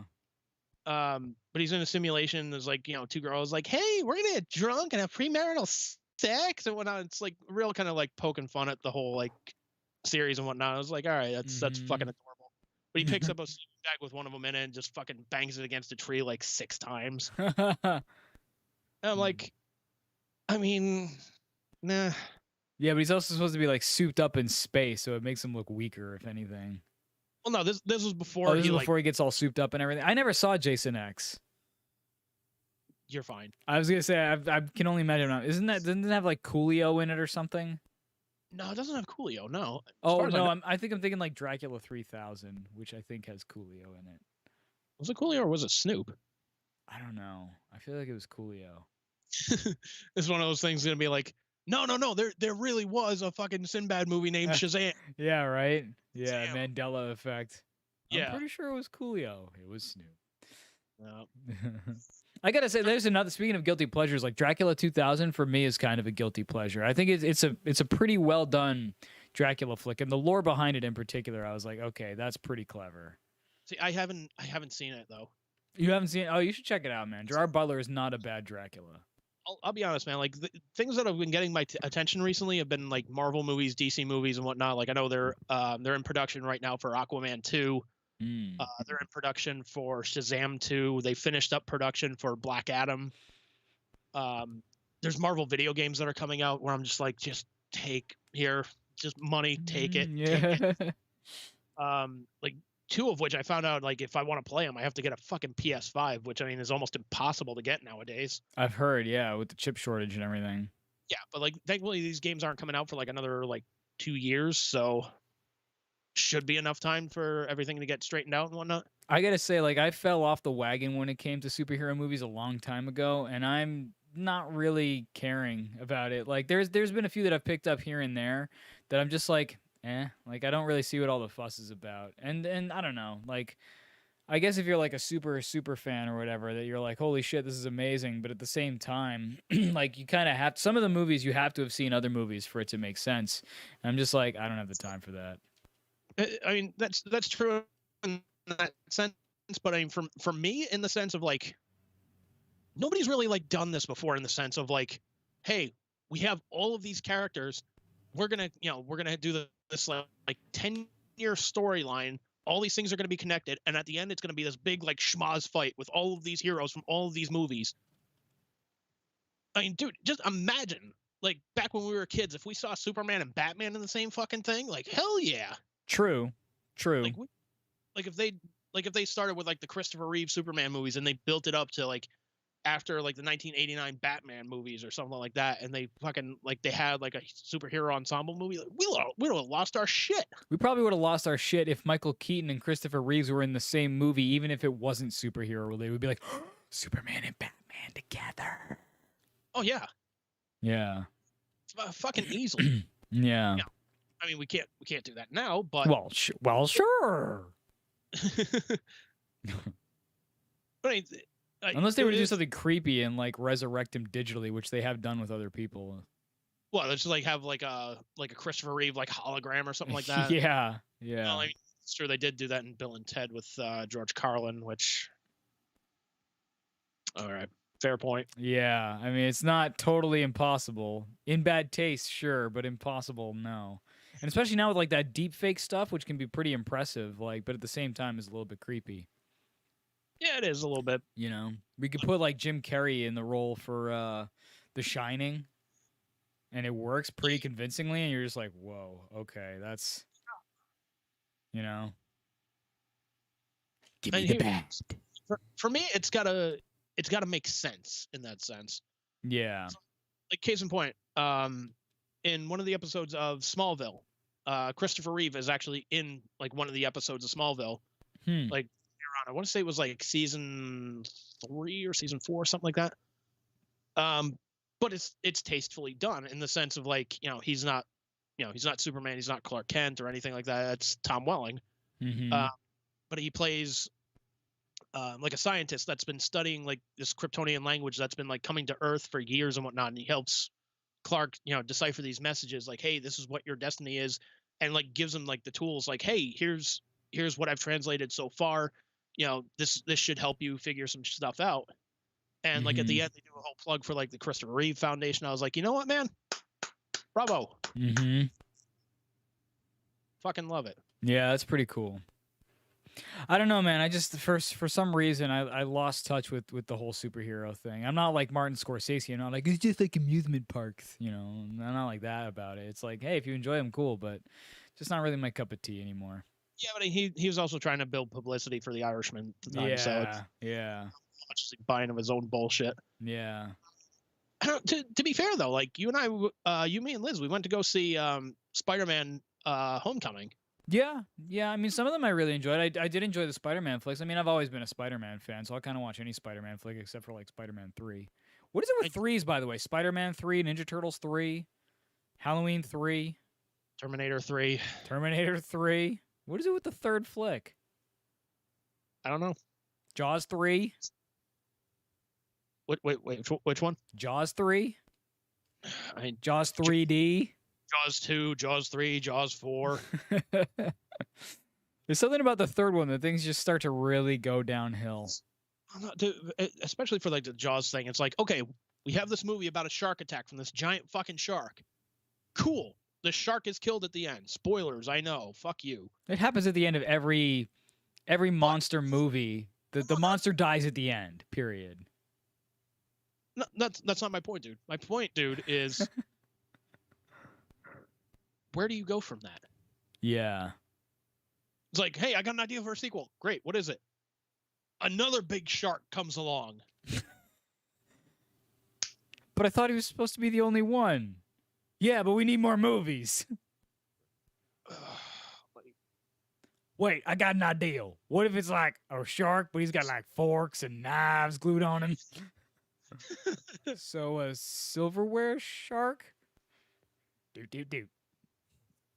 I think you're full of bull shark. Jokes, pal. I mean, like when they did it with Michael Myers the first time, right? It kind of made sense. It was unlikely, but I guess you could theoretically get shot 6 times, fall off a balcony, and survive that. Where he would go and get treated, I don't know, but like he could survive that. But like after the end of 2, like he gets blown up, which is one of many times that he gets blown up, by the way. But like, how do you survive that shit? Like, it's at the end of the day, he's still just a guy. Like, in they try to explain away. Like, part of the problem with 6 is they try to do too much explaining of Michael Myers. And one of the things is like he's a cursed kid or whatever. Like, he's got this tattoo on him that's like opposite, and so he's never gonna die and something like that. It's like, okay, but like if you literally blow him up and there's nothing left, like, what? Like, how do you escape from that? How do you write your way out of that? Dude, they did the same thing with Jason Goes to Hell. In that, literally, the opening, like, 5-10 minutes tops is literally, like, girl's taking a shower, Jason comes to kill her, she fucking runs out, he gets out in the open, fucking boom, searchlights are right on him, fucking army's there, fucking lays into him with thousands of fucking bullets, and they blow him the fuck up to pieces. Like, nothing should survive this. And then you're like, then you come to find out, like, oh, he's actually like this demon, like, slug thing at the end. And, you know, like somebody ate Jason's heart and that's how they got his fucking like his power or what have you. It's like, oh, for fuck's sake. Yeah, there's always like, hey, remember that one thing that was left behind that you don't remember? Well, guess what? That's what let them come back. Like, oh my gosh. Yeah, it's a stupid thing that doesn't need to be in there. Kind of like fucking in Batman versus Superman. Superman essentially saves, this area from getting hit by a nuclear missile by like launching it into space and it explodes. And then like you see him, like he's almost like a skeleton of a human being. It's like just like you ever see the movie Thinner? Oh yeah. Yeah. Essentially that guy at the end, he's like, I'm just enjoying some breakfast pie. Like how fucking scrawny he is. Mm-hmm. And then like as he's getting hit with more like solar radiation, like he comes back to like full strength. It's like, what the fuck are you doing? Who booked this shit? Yeah, exactly. Who booked this shit? Yeah. Yeah. I mean, that's kind of the problem with movies, man, is that like once it gets popular, if they have any inclination that there might be a sequel, they're just looking for a way to bring things back again. Like they will find any excuse to resurrect a character if they need to. Well, no, here's my thing. It's like, it's fucking Superman. Like, you're going to make countless movies with this guy because it's a very popular character, much like you're going to make a lot of movies with fucking Batman because Batman is a popular character. Hey, as long as we have a good storyline, we can make some money with this. Like if they made like a live action version of like Hush, for example, fuck yeah, that would have been amazing.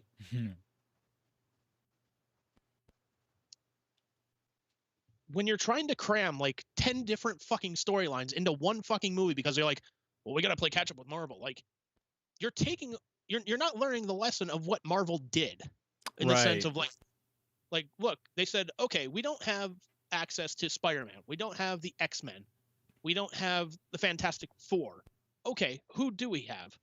Well, and the way I heard the story being told was that Kevin Feige went into, Marvel CEO's office at the time and just said, you know what? Here's my idea. We start off with Iron Man. We make an Iron Man movie and we can get the ball rolling. And eventually I want to make a movie that's kind of like, this big like compendium that, Stan Lee used to do and have like all these characters in it. At least the characters that we have access to, like Iron Man, Captain America. The guy's like, you want to make an Avengers movie? He's like, fuck yeah, I want to make an Avengers movie. But they built up everything slowly. Like this started with Iron Man, then Hulk, and then Captain America, Thor, and whatnot. And they slowly built it up. And they were telling the storyline that eventually, after 10 years, there was the big fucking payoff. And kudos to him for being able to pull it off, by the way, because 10 years is a long time to commit to anything, especially in movie world, though. Because, unfortunately, people, like Chadwick Boseman passed away. Imagine if that had happened. Like, I guess they could have recast it or whatever, but like, unfortunate things happen. People pass away. Like, people just say no to scripts. What if Robert Downey Jr. had been like, no, I don't want to be Iron Man again? Like, anything can happen. Anything can happen in the WWF. Well, no, here's the thing. Like, he, like, at the time, like, he was recovering from, I think it was, like, alcohol dependency or something like that. Oh, really? And like, Jon Favreau was like, I want him as Tony Stark. I want him for Iron Man. Wow. He's like, look, any shit goes down, he's like, I'll take the fucking heat for it. Because this is my choice. Marvel's like, look, we don't want him. There's too much baggage. He's like, no, I want him. And it turned out to be one of the best casting of all time. Oh, yeah. He was perfect for it. Yeah. And then eventually he decided he didn't want to do it anymore. Which you can't blame him. You do a role enough and it's like, all right, I'm done. Hell, Michael Keaton only did 2 Batman and he was like, all right, I'm done with this shit. Yeah, I don't blame him. Technically he's coming back for a 3rd time, so. Yeah, but not as Batman. As Batman, yes. He is? He's going to put on the cape and cowl and everything? I don't know if he's going to put on the cape and cowl, but he is coming back as essentially as Bruce Wayne. And handing it down to. No. No? They're doing a movie for The Flash, which I was fucking hoping they would fire Ezra Miller because he's a piece of shit. And he sucks as a Flash. Dude, there's video of him like beating the shit out of a fucking fan who was asking for an autograph. Really? And so it's like, dude, how is this guy still Flash? Like, Yeah, Like, especially with like, because like, he knows, isn't it's like, Marvel okay, ultimately I'm owned by just- Disney like or somebody's no? asking me for. Yeah, Marvel is owned by Disney. Yes. Yeah, so you would think Disney would be like, oh, we can't have that shit. Well, no, that's the thing. It's Warner Brothers owns DC. Oh, oh, that's right. Flash is DC, right? My bad. But yeah, you would think they would be like, look, we're not going to put up with this shit. But Yeah. apparently they are, and they're like, yeah, we got Michael Keaton to come back. He's going to play Bruce Wayne / Batman. And I was just like, all right, that's a cool thing. I'm really cool with that. Here's what I would do. Number one, fire Ezra Miller, and just be like, look, we're starting fresh. Mm-hmm. We want somebody who's not going to beat the shit out of their fucking fans, and like, and you know what? Just do a fucking background check. Just do a background check. Just be like, look, is this guy a fucking like creepy motherfucker? Does this guy beat up, like, get into random fights? Does he have a drug problem, alcohol problem? Been arrested for like weird shit, like stalking his girlfriend at 2:00 in the fucking morning? You know, like sacrificing a goat on her front lawn or something. I don't know. I'm not trying to get specifics here, but I'm just saying. I guess Okay. Paul Stanley's out then. Hi, people, watch this. I got the fastest legs in the world, I just picture like as he's running and being like zoom zoom. They call me Mr. Speed. Oh, you're the Flash. I'm Mr. Speed, people. The director's just like, oh my god, why? Director's like, good God, who the fuck booked this shit?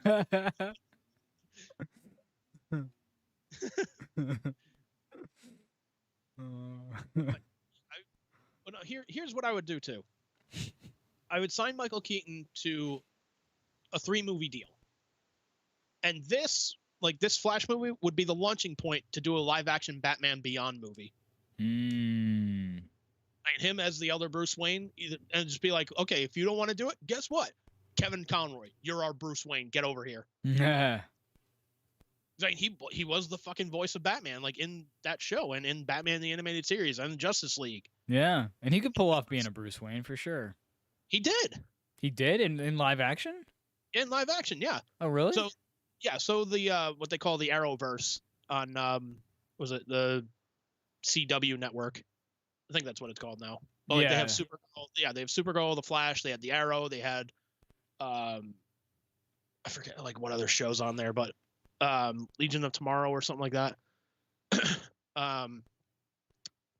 But they did like a Crisis on Infinite Earths thing, which is, remember me telling you like that Smallville clip that they did? It was from that. Oh, okay.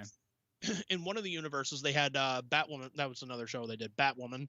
They had Batwoman and somebody else, I can't remember who, go to Wayne Manor in one of the universes. And then, you know, here's Kevin Conroy coming down essentially with like an exoskeleton that like looks like should be like wrapped up on somebody that's like, you know, sitting in a fucking hospital bed, like still recovering from broken bones and shit. But because he's Bruce Wayne, we got to have him walking around. Yeah. But he's telling the story about like he killed Superman in that universe. And they're like, wait, you killed Superman? Like, why'd you kill Superman? And they're like, who do you think did this? And like turned all evil and shit. I was like, I fucking love this guy. Like, he's fucking. That was gonna be like, he owed me $5. He said his mother's name was Martha.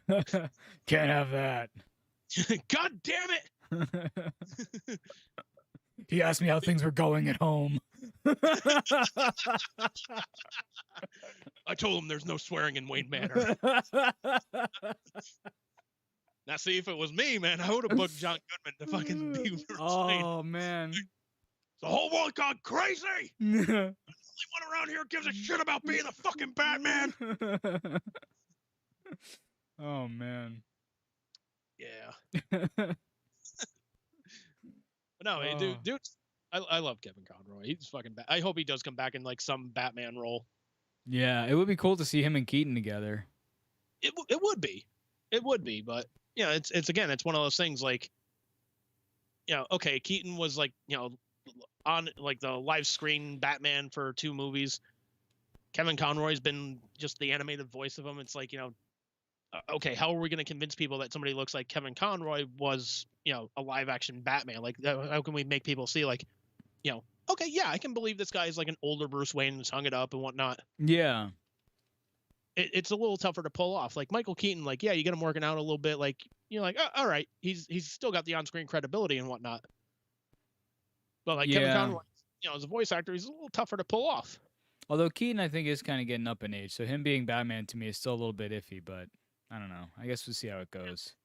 It would be like having Jack Nicholson come back as Joker. Like, don't get me wrong, I loved him as Joker, but I don't know if I'd want to see him as Joker today. I think he has dementia though, doesn't he? Nicholson? Yeah, he's got something going on like with his head. Hence why he hasn't acted in a long time. It's just like, I didn't know that. Yeah. Huh. That's why he's like, I did not know that. Yes. So it's something going on fragile. like mentally. Like, well, yes. I'm gonna look that up, man. Jack Nicholson, dementia.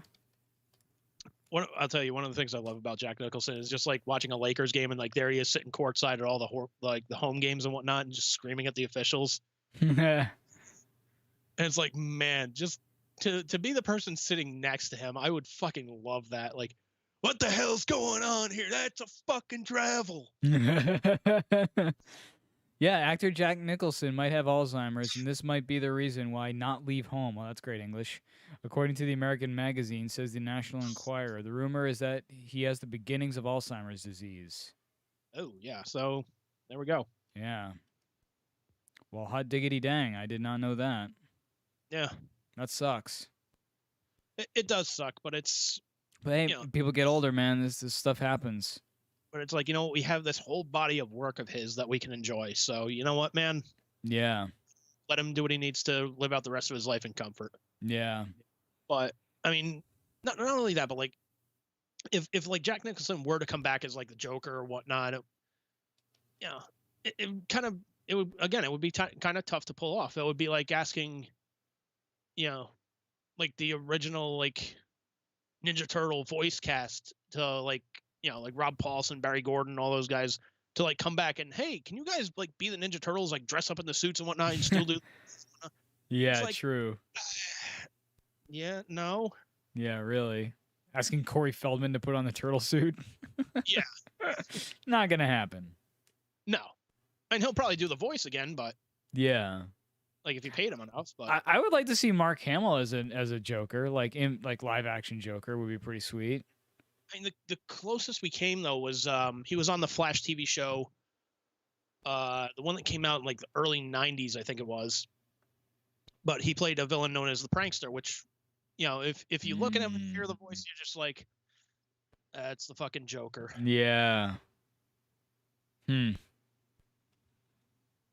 But I think Mark Hamill could definitely pull off being a Joker. I mean not just the voice, because obviously he's done that, but I mean like in live action, I'm sure, especially if you're talking about like a slightly aged Joker, like picture him going up against Keaton, for example. Whew. No. Here would be my pick. Willem Dafoe as Joker. Oh yeah, that whole the teeth thing that you sent me. Yeah, like just like him with the Joker makeup. Yeah. Dude, just like picture him as the fucking, like, how badass would that be, man? As long as they don't put him in a suit that makes him look like an action figure, like they did with Green Goblin, then we'd be okay. Well, now that you mention it, rumor and innuendo on the new Spider-Man movie, which oh no, pretty much confirmed in the trailer. I don't know. Have you seen the trailer yet for the new Spider-Man? No. Okay, so it's coming out around Christmas time, which we'll go and fucking see it. But, is this the sequel to Far From Home? Yes. Okay. So you saw that though, right? Yeah. You. Okay. I think you shared like a Voodoo or whatever with me, and I saw it. Yeah. Okay. So, like in the trailer, like you see, Alfred Molina come back as Doc Ock. You don't see like some of the other guys like in the actual like in the flesh kind of thing. Like you don't see Jamie Foxx come back as Electro. Thank God. But in one scene, you do see one of the pumpkin bombs from the first Spider-Man movie like rolling along the ground, and you just hear that Willem Dafoe laugh like. Oh shoot! I'm like, I fucking love Willem Dafoe. Like, I'm okay with this. Yeah. Like, they can probably get him a better suit because fuck you, they got Disney money now. Yeah. I mean, why can't they just put him in like a medieval like jester kind of suit, like the Goblin kind of looked, you know, with the hood and all that, and I don't know. It's not. That's the thing, is it's not that weird of a costume. Why does everybody have to be in like armor and stuff? I feel like the Spider-Man movie kind of started that, where it's like everybody has to be in armor now. It's like, oh, I mean, I don't know. Like the X-Men movie kind of changed that too. They're like, they don't have like their original costumes. They just have, you know, leather. Leather. Yeah. Although that's and, like, okay. I mean, they, like poke fun at it, like, what do you expect? Yellow spandex, like, yeah. Like, dude, like, not really, but like, you know, do something cool with But it. don't be like Batman Redux.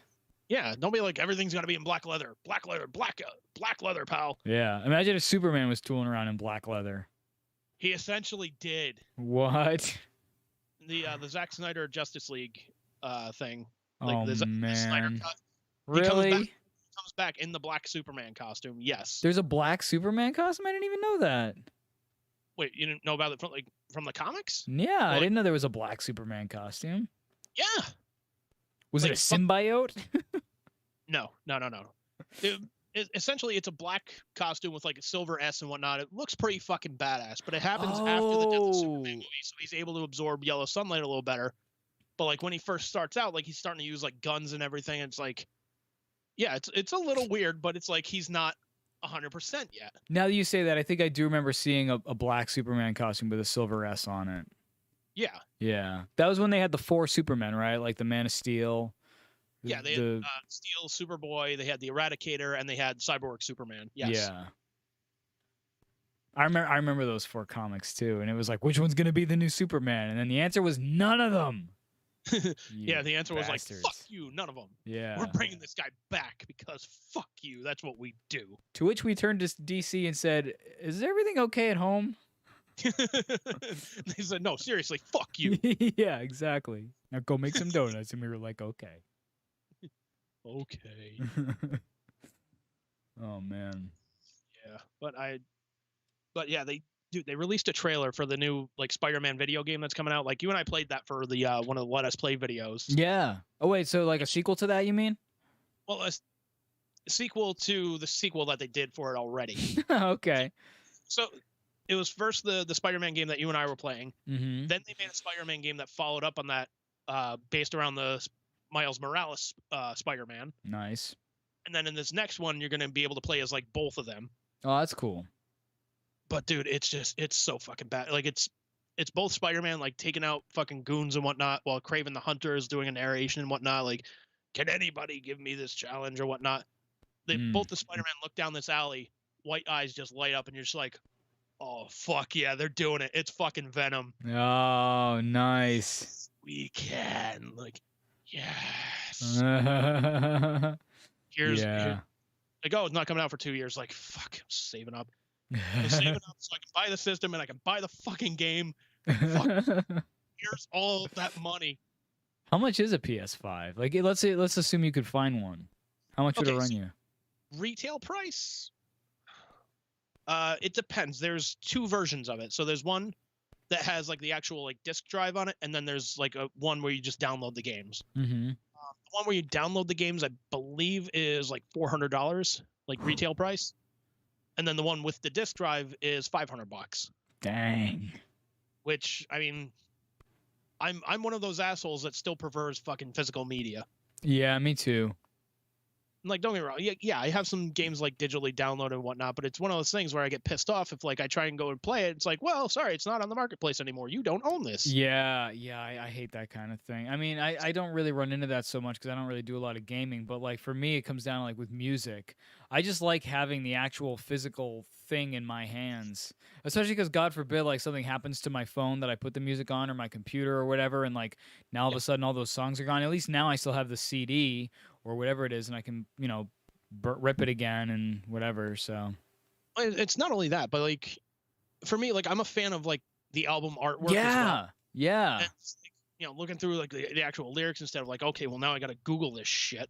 Plus, you have something like if you ever meet the artist, like you and I, we go out and sometimes we get people to sign stuff. So like, it gives you something for the artist to sign. If I just have like a digital download of an album, I can't be like, here, sign my keyboard. Like, it's kind of lame. Like, you sign my phone. Yeah, exactly. Like, yeah, it gives them something to sign. And I've been dorky enough too, where I've like sent off a CD to someone or like the booklet to somebody to have them sign it and send it back to me because I'm that much of a dork. But fair enough. I mean, yeah. I've sent stuff off to get autographed before, and it doesn't really work out sometimes. But that does remind me of a radio story though. We no, so dude, I'll tell 2 radio stories because I actually had a dream about one of them the other day and what I should have done in the situation. But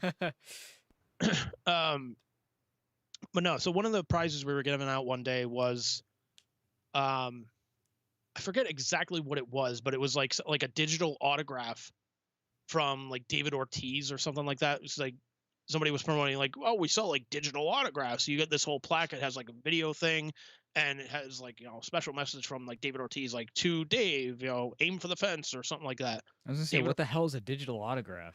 It's literally a digital picture of the actual autograph. That's weird. I'm like, this is one of the dumbest fucking things we could have ever given away. Yeah, seriously. But again, one of the things I learned in radio is like you could literally give away a bag of shit and people will call and, yeah, did I win the bag of shit? That's ludicrous. Oh my god, it's fucking like you just go to Google and search like David Ortiz autograph. There you go. There's your digital autograph. You did nothing for it. There you go. Done. Yeah. Yeah, that's it.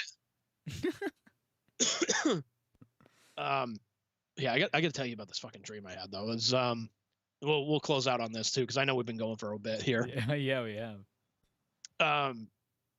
So one of the guests that we had in one day, and the next time we have Braden on, I want to like kind of get his like side of the story if he remembers it at all. But we had like one of the like relationship or love experts from the Boston Globe like come into the studio live, and it was essentially instead of like, let's teach Slip, my fucking on-air name was Slipknot. Mm-hmm. Like instead of teaching Slip to like, hey, like here's how you progress through this this minefield of relationships and whatnot, blah blah blah. It was instead just turned into like a 5 to 7 minute roast of me. They're like, oh yeah, he's a dork. He has like Chris Angel posters up on his wall. Didn't have them, but I was a fan. Mm-hmm. They're like, oh, he's got Chris Angel posters up on his wall, and he likes all these goofy TV shows and blah blah blah. And so the lady's like, well, first things first, you should probably it's fine you have pictures up on your wall, but you should probably take the ones of Chris Angel down. And just and I'm just sitting there just going like, oh, you guys are fucking assholes. Like, can't obviously say that on the air because, hey, fuck it, we got to dump out. You can't swear in that facility. Exactly, we can't swear in the facility. There's no swearing on ZLX. So I had the dream about it, and like it happened twice in a row because like I woke up from it, and like I had to go take a shit because I took laxatives earlier that day. I know it's kind of fitting, but. Hey, I've gladly talked about shitting myself in my pants on this fucking show. I will gladly, if I ever shit in my bed, I will gladly tell that story too. Then you literally shit the bed. Yeah. Shit the bed. So I like go back to sleep, but for some reason I'm having that same fucking dream, but in this one I'm able to control it more. And it's like, oh yeah, he's got Chris Angel posters up on his wall. Well, maybe instead of no. Shush.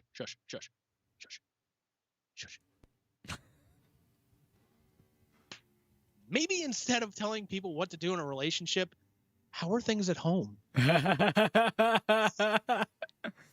I should ask, like, what are your credentials of being a relationship or love expert or fucking love guru, whatever you want to call yourself? Valid point. Like, what are your qualifications here, madam? And don't tell me it's like, well, I've been writing about this for years and whatnot. It's like, still, you could have, like, the real world could be essentially like professional wrestling. You could be bullshitting me right now, and just saying like, I have all of these credentials, yet you go home and you're fucking lonely in your apartment feeding 3 fucking cats. Here's the thing. I think I have to assume that it's impossible to be a relationship expert, and here's why. Okay, stick with me on this.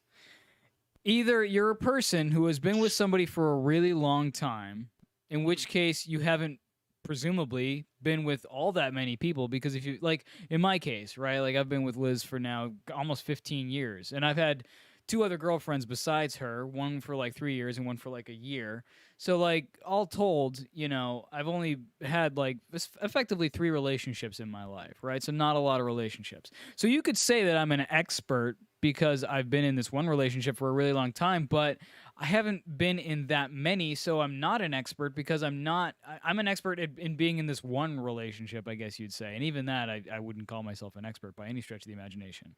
So basically, the one extreme is you have very few relationships, but they're long-lasting. The other extreme is you have a lot of relationships, but they're really short. In either case, are you really an expert? Because if you were an expert, wouldn't you have potentially stayed with these, like, you know what I'm getting at here? Like, how can you be an expert if you're bouncing from person to person, but how can you be an expert if you're only with one person? Like, okay, what's an expert then? I've been with, 10 people. Like, I don't, like, what's the cutoff? Like, it sounds like a bullshit field to me, sort of like psychics. I actually made a joke to Liz the other day. I was like, I kind of want to go into a psychic, and when I sit down and be like, how's it going? Oh, pretty good. How are you? Good, good, good.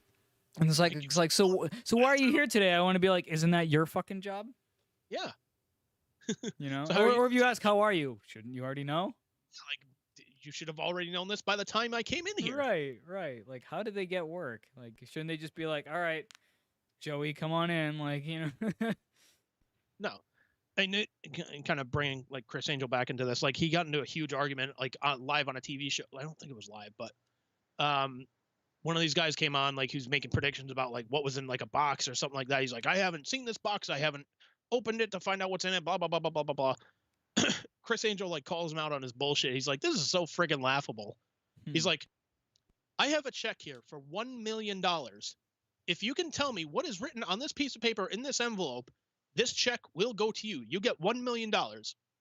Tell me what's in the envelope. What's written on the paper?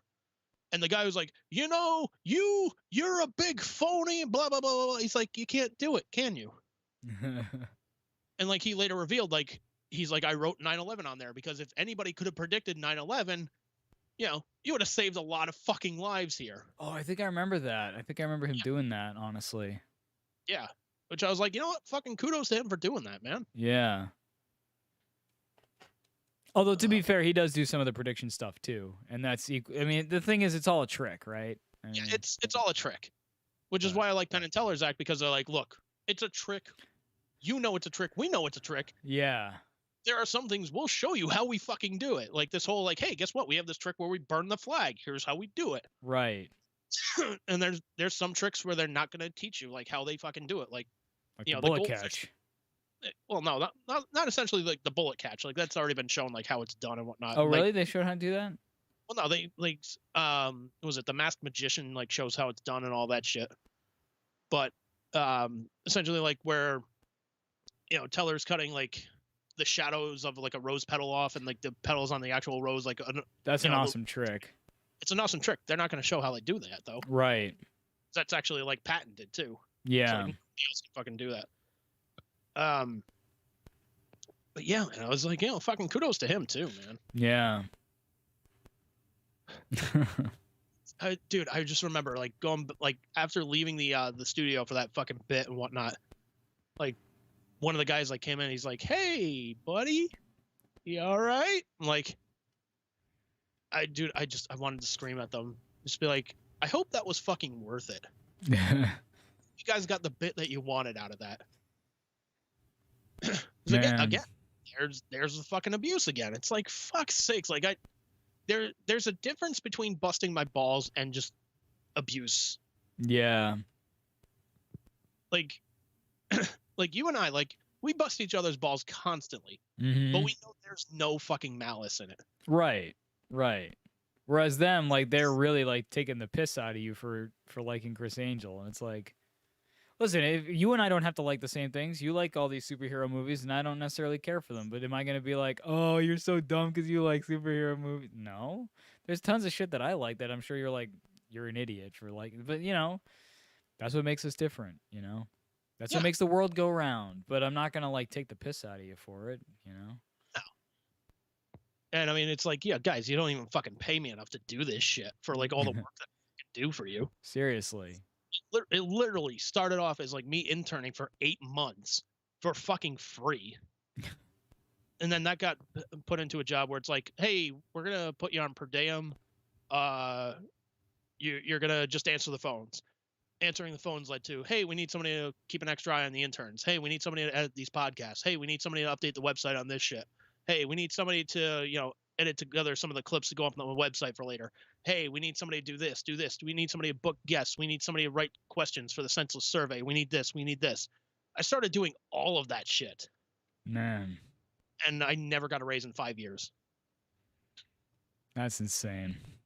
It's fucking insane. And the thing that was even more fucking insane was the fact that I remember the program director saying out loud, like, that CLX had made...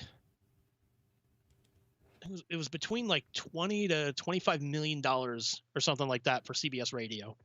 Whew. And I was like, Jesus Christ, guys, like I can't even get a fucking raise here. Like, this is fucking insulting. Yeah, that is bullshit. Like it's bullshit because like not only was I driving an hour and a half like to work and coming back, which I almost fell asleep behind the wheel coming back a couple of times. Jeez. Yeah, which they would have been like, fuck it, he's fine. Like even like I remember this too. There was a bad snowstorm, and like the on-air crew like got hotel rooms that were nearby just so they could come into the studio and keep doing the show.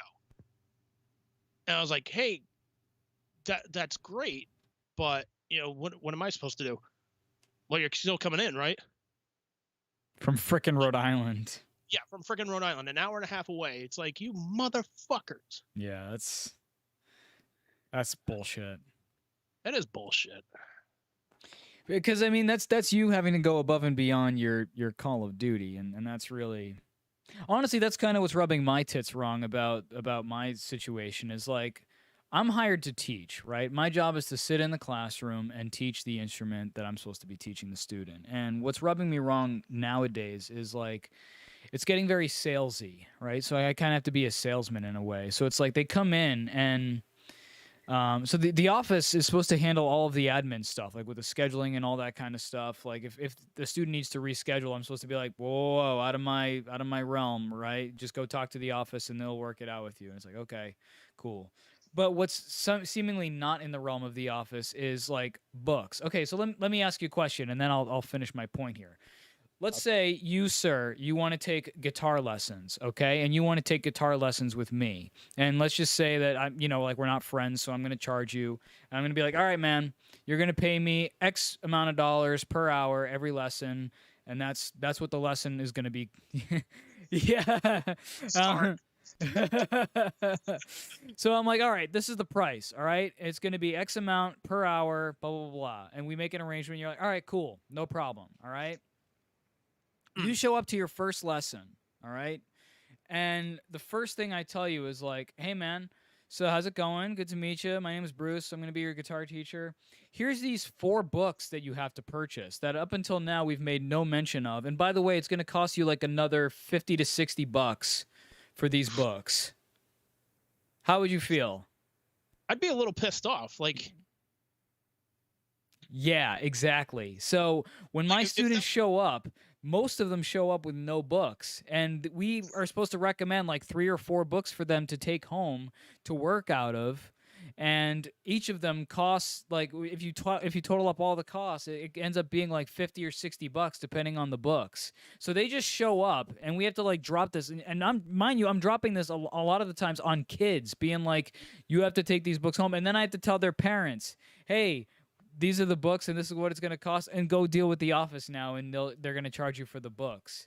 It's like, and then they also want me to sling music stands, because he actually told me the other day, like, oh, make sure all of your drum and guitar students have music stands because of their, have the good posture and all that. And it's like, Okay, well that's like another $15. So now you're basically, I feel like we're just nickel and diming them to death. And I actually found out the other day, or not the other day, but I found out a few weeks ago, like what it would cost for me to get a lesson with this place, right? Because I'm a teacher there, so I know how much I make, and I knew because someone told me that if I wanted to take lessons through the school, like let's say, oh, okay, well I want to up my game, I want to take vocal lessons or whatever. Okay, how much are vocal lessons? And it wasn't vocal, it was something else. It was guitar.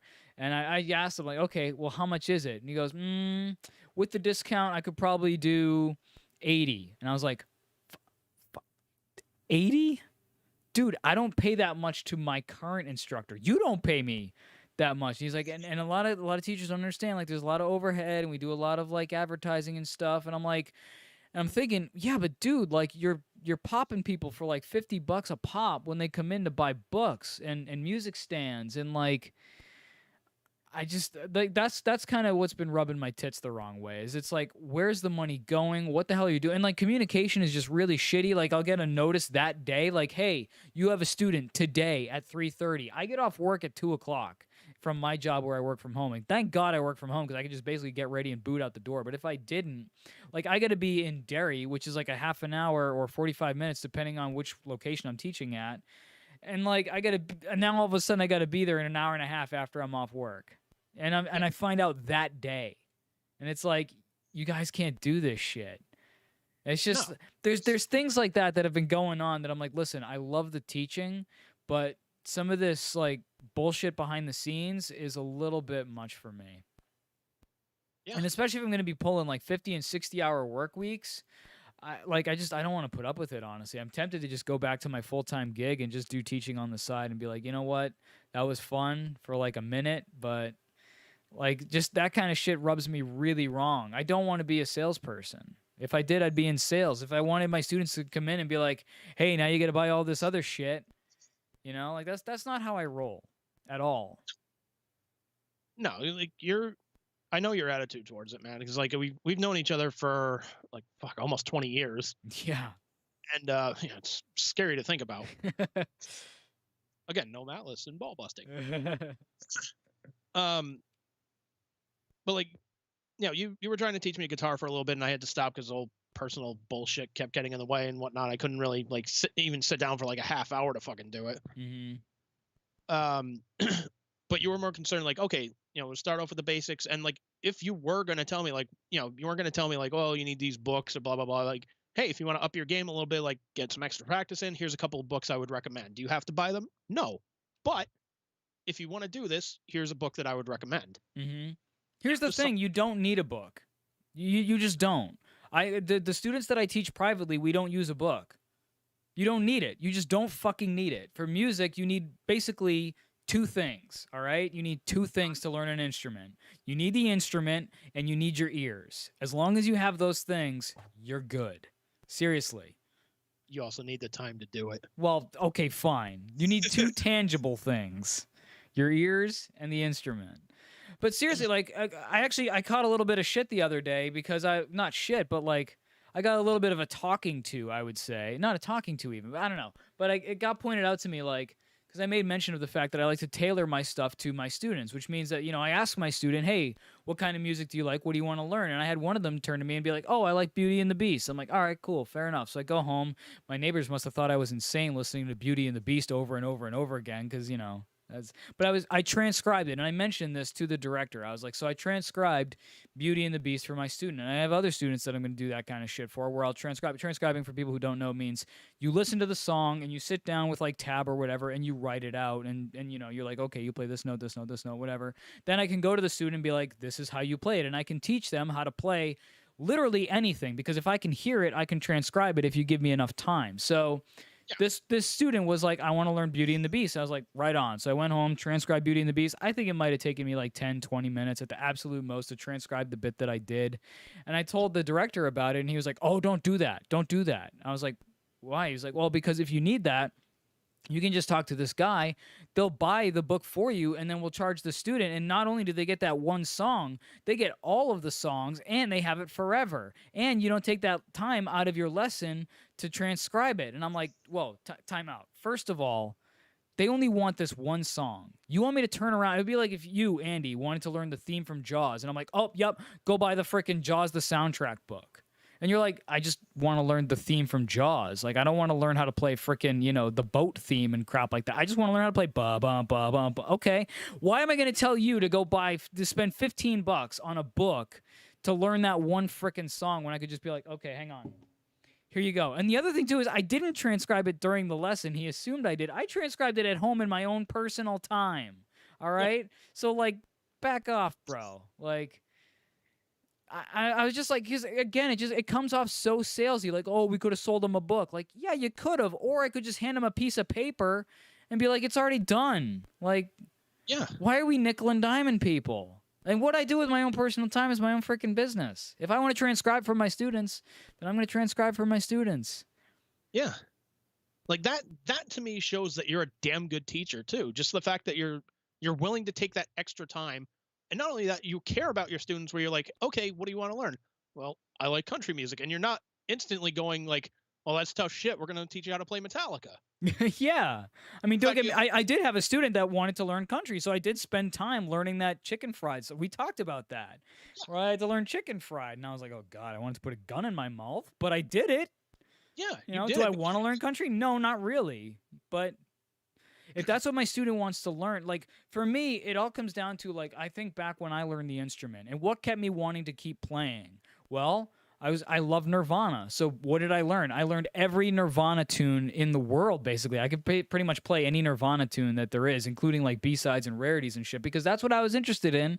So that's what I learned. So if you want a student to learn an instrument, they have to stay engaged with it. And the best way to stay engaged with it is to learn stuff that you actually care about that is relevant to you. So if you're like you said, if you're like, hey, I want to learn some Cinderella, and I'm like, cool, we're going to learn some blues. And you're like, but I said Cinderella. And I'm like, yep, blues. Like, that's not going to work. You're going to be like, fuck this in like 2 weeks. You know what I mean? Because what do you give a shit about that? Or, Exactly. So I do use we don't really have a curriculum, but we do have certain books that we go out of. And I do that. But I also, like, with my bass student that I have, we've been learning Ziggy Stardust. And I'm using that as an opportunity to not only teach this student Ziggy Stardust, but also teach the theory behind it, because she's sharp as a tack and she wants to learn it. So I'm like, hey, check out what he's doing here. He's playing a bunch of arpeggios. And, oh, look, there's a B minor arpeggio. There's a G major arpeggio, blah, blah, blah. And like, so we spend a little bit of time going in the book, but then we spend time out of it. Because, again, like, if you're just learning the stupid, like, here's where all the notes are and here's the stuff that the book wants me to play, that only goes so far. You have to do something else to keep people interested and engaged. Otherwise, their eyes gloss over and they just don't give a shit, and then you lose a student. And I don't want to do that. I want my students to give a shit about it, to actually keep coming back to me, I just picture you as like this teacher from Stand and Deliver, like, how do I reach these kids? Well, that's the thing, man. I love teaching, and I don't mind spending the time to adapt my lessons to the student. In fact, I really enjoyed that. Does it take little time out of my personal life? Yeah, but it's not that bad. And like, at the end of the day, I'd rather have that than just a revolving door of students. You know what I mean? And rather like, oh, well, here's Johnny this week, and here's Eliza, and then here comes Toots the Clown or whatever the fuck, like. Hey! Let me guess. You want to learn Send in the Clowns? Actually, I was hoping for some Jethro Tull. Actually, I wanted to learn some Jethro Tull. Oh, God. Funny enough, Aqualung is in one of the books that we teach out of. Oh, God. Every time I look at it, I think of you. I'm like, oh, Tull guy. Best fucking metal album, fucking Grammys my ass. So yeah, that's what's been kind of grinding my shit with my job, is I love the teaching, but like some of this behind the scenes stuff is just making me want to pull my hair out and frankly just not want to deal with it. And then most of my students I love. I have one or two that I could tell you some stories about, but I'm sure you eventually will, like change their names and whatnot, but yeah. No, that's for another day. Yeah. No, I totally fucking get that, man. Because like being a teacher, you want to influence your students. It's like I used to date a girl, like you fucking know her, like back in college. Mm-hmm. She to be a Spanish teacher because she's like, I want to teach kids how to speak Spanish. Mm-hmm. Cool. And I had no problem. Like, if I called her up, like, hey, you want to hang out tonight? Like, go catch a movie or something? I can't. I got to grade these papers. I got to do. All right, cool. Not a problem. Mm-hmm. Because I'm like, all right, you know what? She's being a teacher. She's influencing this new generation. Like, these kids that, I'm assuming half of them want to learn at least because, the other half is just like, well, fuck, it's a curriculum I have to take. Yeah. Like, fucking graduate for some reason. Yeah. Like, even like half the students that are just like, look, I want to learn this. Like, she's taking the time to do that. Like, fucking A, I commend you for it. I fucking kudos to you. Mm-hmm. I'll buy you a cookie. Yeah, I mean, it is pretty cool being able to shape the minds of, the next generation of whatever, and to give my 2 cents, whatever it is I have. I mean, that's awesome and fulfilling. And especially when you get those moments, like I've even posted online about, like, I've had a student be like, if this pandemic wasn't happening, I'd give you a hug. And it's just like, makes you just want to, like, oh my gosh, that's so cute. Or like the one who gave me like a Father's Day card for like a cat on it, because they heard that I had a cat. And I'm like, shit like that, like that's fucking adorable, man. That's the stuff that you live for. But this whole, like, oh, make sure you charge them for the music stand, and make sure they get their books, and make sure the office knows. It's just like, dude. Yeah, it's like you're killing the experience. Like, yeah. And if you kill that experience for them, like, who knows? You could be teaching the next, Stevie Ray Vaughan or the next Nita Strauss, right, or the next fucking whoever, right. But like, if you kill that off by just saying like, hey, you're doing great with your guitar lessons. By the way, you need to buy like these 4 books and this, you get this stand for another $10 and to get this, and like, they're gonna look at you like, what the fuck is this? Yeah, because now I come off as just like a car salesman, right? Yeah. Because now it almost sounds like I don't give a shit about the lesson. I just want you to buy the books, and especially if I'm like, oh, you want to learn Beauty and the Beast? That's another $15. It's just like, when does it stop? Yeah, it's. And oh, do you need a tuner? We sell tuners, and it's just like, oh my gosh, like, you're killing your passion. Pretty much, yeah. Like, honestly, it got to the point, like, I haven't practiced myself a lot lately because I'm just like, I don't want to. Like, and that was kind of the reason why I left teaching initially. And it was, I felt like I wasn't good enough, and I had to put too much time into the preparation to be good enough to teach whatever it was I was teaching. I don't feel like that so much anymore. I mean, I certainly have days where I'm like, oh, I'm not really a good enough guitarist, but I don't think that'll ever go away. But really, the problem is now just like, it sucks a lot of the life out of me to even want to play, because it's like I just don't want to bother. Like, it's just time I don't want to spend on it. I would rather be in bed sleeping. And that sucks. Because I used to really love spending time on it. And I've gotten it back a little bit, but I kind of took these 4 days as kind of like a hoping that things would come back. But if anything, I found myself at the end of it being like, you know what? I kind of just want to go back to full time at my other job where I'm not teaching, and just teach on the side and whatever, man. Like, because I enjoy it. I do like teaching. It's just I'm really not liking this particular company. And, even Liz is like, well, nothing says you have to work for that company. I can try to get students on my own. There's more than one way to skin this cat. So yeah, maybe this just wasn't the right approach, but it seemed like a good opportunity. So maybe not, but you also want to make sure that, like, again, I think it's just more than, being frustrated with the company because like they're pushing you to sell books and whatnot to these kids and whatnot. Yeah. It's, I think essentially you're burnt out from the situation. Yeah. And it's like, where you're just like, fuck, you look at your guitar and you're just like, not tonight, I have a headache. Yeah. It's just, you're burnt out from it. And it sucks because it's like, you get burnt out. You have, like, I got in radio, like when I left in 2014, like when I left the station from New Hampshire, I'm just like, you know what? Fuck this. And like, to be fair, I don't think I've ever gotten that passion back for it. Like, doing this, I fucking love it. Yeah. Because there's no program director looking over our shoulders, bringing us into meetings every day, telling us that we suck. There's no, we don't have topics we have to go over. Like we might talk about, hey, we want to talk about this, but we don't have to talk about anything. No, we don't. We control that aspect. We don't have, sponsors that we're bowing down to where we're just like, wow, this product really sucks. Hey, you can't talk shit about the sponsor. Blah, blah, blah. I cut my balls on manscaping. Yeah. Yeah. We can talk about whatever the fuck we want. do what we want here, and that's the beauty of podcasting. And this is kind of like where I still have that that little flame of passion for it. Yeah. Because essentially, like I've said before, this is like a therapy session for myself. I don't know about you. I can't speak for you, obviously, but this is like therapy for me, and it's keeping that little bit of passion alive. And that's the thing is, like, I can already kind of see the signs on the wall and being like, you know, I don't want this to completely kill my passion for guitar. Which is where it was like 10 years ago when I went to teach, and I found myself in a similar situation where I looked at a guitar and it's like you said, like, not tonight, I got a headache. And so what ended up happening is my guitars like spent a good portion of like the last decade on the walls, not even being touched at all.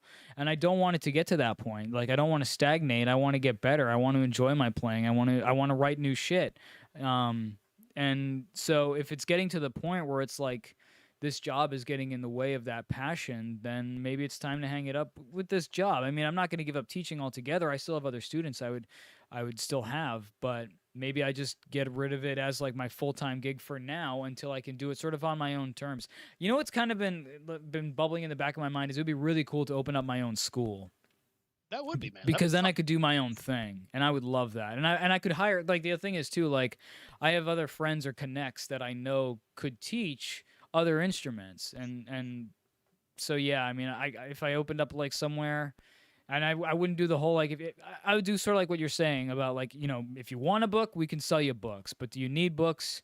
I'm going to leave that up to the teacher to decide what you need and whatever, but I'm not going to sit here and be like, every student needs to have at least 4 books and a music stand and a tuner, and they need to suck my cock too. Like, I'm not down with that. I'm really hoping you're not going to go with that last one, especially if you're teaching kids, dude. Like, true.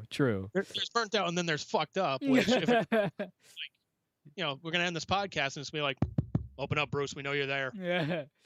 This is the police. I mean, that's what it feels like though when you make them do all that shit. It's just like, at what point does it become like the equivalent of raping them? It's like, come on, like, give them a fucking break. Like, they're here to learn. They're not here to like get nickeled and dimed to death. Yeah, it's the equivalent of like working at a Home Depot and like pressuring everybody that comes in. Hey, you got a credit card? You want a credit card? We got a credit card. Exactly.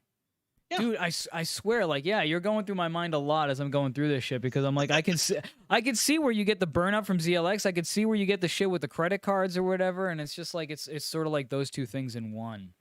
You know, I don't want to be a salesman. If I did, I would go be a salesman. I want to teach. Give me my students. Leave me the fuck alone. Yeah. Like, that's what I would like to do. Just go do my job, and that's it. Like, I don't want to be pressured into like selling anything. I don't want to be pressured into like, you know, making sure that corporate hits their numbers or anything like that. It's like, you guys hired me to do this. Right. Let me do this. Right. And the other thing that's been annoying me about it too is like he had this goal of getting me on to be full time by the end of September. Well, we're not that far. You know, the end of September is 2 weeks away. And we had a conversation about like, well, how many hours could you give me like doing this other stuff? And that's going to be a lot of like, he wants me to make videos to try to sell stuff, or he wants me to try to deal with the rentals and sell people rentals and things like that. And one of the words that he said, one of the things that he said that keeps going through my mind is like, they need to be able to make enough money to make my salary worthwhile, basically. And for me, it's sort of like, well, dude, if you don't have the money to pay me full time right now, like, why did you hire me? And why did you promise to bring me on full time? Like, it almost sounds like, well, we need to make it worth our while, which I get. Like, they're a company, they need to be in the red or whatever, in the black rather. I get that, but like, that's not my fucking responsibility. You're the. It's sort of like you being like, hey man, I'm gonna hire you, and you know, I'll have to figure out if I can pay you. No, you figure out if you can pay me, and then you hire me if you can. Like, yeah, or just be like, hey, I can bring you aboard, but it's only going to be part-time for X amount of hours. Right. All that shit should be figured out beforehand. Right. Dude, it's the station from New Hampshire all over again, man. That's yeah. In the sense of like, you know, when they hired me, they're like, hey, you're going to be part-time for right now. We're going to pay $12 an hour. When we move to this new building in Concord, you know, then we're going to bring you on board full-time. Yeah. And I'm like, great, because, you know, full-time I can probably find an apartment somewhere. This is gonna be fucking great. You know, maybe if they bump me up the fucking salary, which would have been fucking awesome. And then they kept pushing everything back, and it's like, you know, guys, like, I put in my fucking dues here. Like I'm maintaining this, this amount of hours like per week that, you scolded me after I put in over 40 hours in my first week for you guys. Right. Because there was like some like fucking like Thanksgiving event that you guys wanted me to do. You wanted me to do X, Y, and Z. Like, hey, you got to be here for this appearance. You got to be here for this appearance. You got to do this. You got to do this. When it comes time to pay me and you're like, hey, you work too many hours. We can't have you doing that. What the fuck do you want me to do? Could you like have maybe warned me so I didn't work for nothing? Exactly. Like, that is not my fault. I am not going to work off the fucking clock for you guys. Right. But also, when you guys keep pushing this back, and like I was staying with Joe's parents at the time, and they're like, hey, we're going to be selling the house like first of the year. Like, oh shit. Well, okay. And then it became clear that, like, they even told me that, like, we don't know why you said you were going to be getting full time, when we never offered that to you. I was like, you fuckers, you did. Yeah. You said it's to this, we're going to bring you aboard full time. That's exactly how I feel right now. Dude, I feel like what I'm going through right now is kind of an amalgamation of a lot of the shit that you've gone through. Like, you're going through my head a lot lately, honestly, because of shit like this. Because I'm just like, I bet this is exactly how Andy felt at this. And I bet this is exactly how Andy felt at this. You said head. But yeah, and I mean, on top of all that, like I said, I'm pushing, like, on paper, like 60-hour work week. So I'm fucking tired all the time. I don't have time to do shit around the house, like to help Liz cook or whatever. So she right now is a saint and doing like the bulk of the house chores and responsibilities, and I feel bad about it. And she's told me, like, you don't have the time and whatever. But the thing is, she's not going to have the time soon because she's going back to school, in very short order. She's trying to find work because now unemployment ran out because the government decided, hey, Delta cases are getting worse, but we're not going to pay you because fuck you. Like, so everything's kind of coming to a head, and it's just like, I feel like I'm getting squished on all sides. And I didn't want to, like, come up here and bitch about a bunch of shit, but I knew you could relate. So, because like this also, like, when I was telling you those stories of like working in radio, like, months, years back and whatnot, it's okay. It's not bullshit. Like, he wasn't fucking around with this. Right. And I can't help but feel the way I imagine you felt it, like, just not unappreciated, but just like, you think you have things kind of lined up and everything's going well, and then the writing is on the wall and things just, the bud is off the rose, right? And so, like, I don't know, I feel like I'm getting shit instead of Shinola or something. I don't know, but like, well, it's also too, like, one of, like, the week before I got fired from ZLX, like, I snapped at one of the fucking hosts, and like, when I came in, like, that next Friday morning, and like I saw one of the overnight guys was teaching somebody else that was friends with, the program director's son or something like that. That should have been like the writing on the wall for me. But like, as soon as I snapped at that guy, I was like, all right, to use an Eric Bischoff kind of saying, it's like the bullet's already left the barrel. I can't put it back in. Yeah. But looking back on it as well, it's like, even, I think Braden even agreed with me. It was like, it was one of the best things to happen, at least to me. Like, I know it wasn't exactly, the best thing to happen for him because, here he is with this newly born son, like a couple of months old, and he just got told, like, hey, this job where you're making a good salary and whatnot, we kind of love your job. Like, you're not going to be doing that anymore because we don't fucking need you. Yeah. And I don't know, man. It was just like, I remember driving home from that. Like, I didn't have the radio on. I didn't have like any music playing or anything like that. It was just silence for an hour and a half. I didn't scream. I didn't curse because it was one of those things, like, I can't find the words that are right enough for me to be angry enough to justify me even saying them. Like, I felt like all of my loyalty just went out the fucking door. Like, pretty much anything. There was only one thing that I had turned down from them, doing with them. And that was like, when I was still an intern, they were like, hey, Bill Cosby's coming into the studio. Everybody wear an awful sweater when he comes in. Like, no. Like, okay, well, fine. You're going to go get him coffee. Okay. You guys are paying, right? That was the only thing I turned. Like, I remember there was, actually, this happened recently, like maybe about a month ago. One of the former interns who works for, I think it's like a TV station up in Boston. I can't remember which one. But her intern name was Glamazon because, she was tall. Mm-hmm. Very creative. I guess it works. Creativity like that apparently keeps your job in radio. But yeah, she was like just having a weird moment where I thought back to when I was an intern at a radio station and I had to push this hairy, overweight producer down a slip and slide that was, you know, essentially had lubrication on it. Mm-hmm. And I was like, yeah, bad times for everybody. I think I could bring up that tweet. It's a funny interaction as far as I'm concerned. But yeah, I was like, dude, I was fucking miserable with that whole fucking thing. Like, and the fact that Braden got let go like literally 5 minutes after I did, in the sense of like even he didn't have the words for it. Like, he called me up, like, I still have his voicemail on my phone. Because it meant a lot to me, because he didn't start off with like, you know, I'm sorry to hear that, you know, you got fired or anything like that. It was like, hey man, I'm just calling to check in, see how you're doing. You know, a little worried about you. Like, you know, I know it sucks. And then he kind of goes into the whole, like, I know it sucks getting let go. I just got let go myself. So, you know, I know what you're going through, but you know, if you need anything, if you need somebody to talk to, I'm here for you, man. Right on. Dude, I fucking appreciated that. I got a voicemail from one of the other morning hosts who was essentially like, hey, I'm sorry this sucks.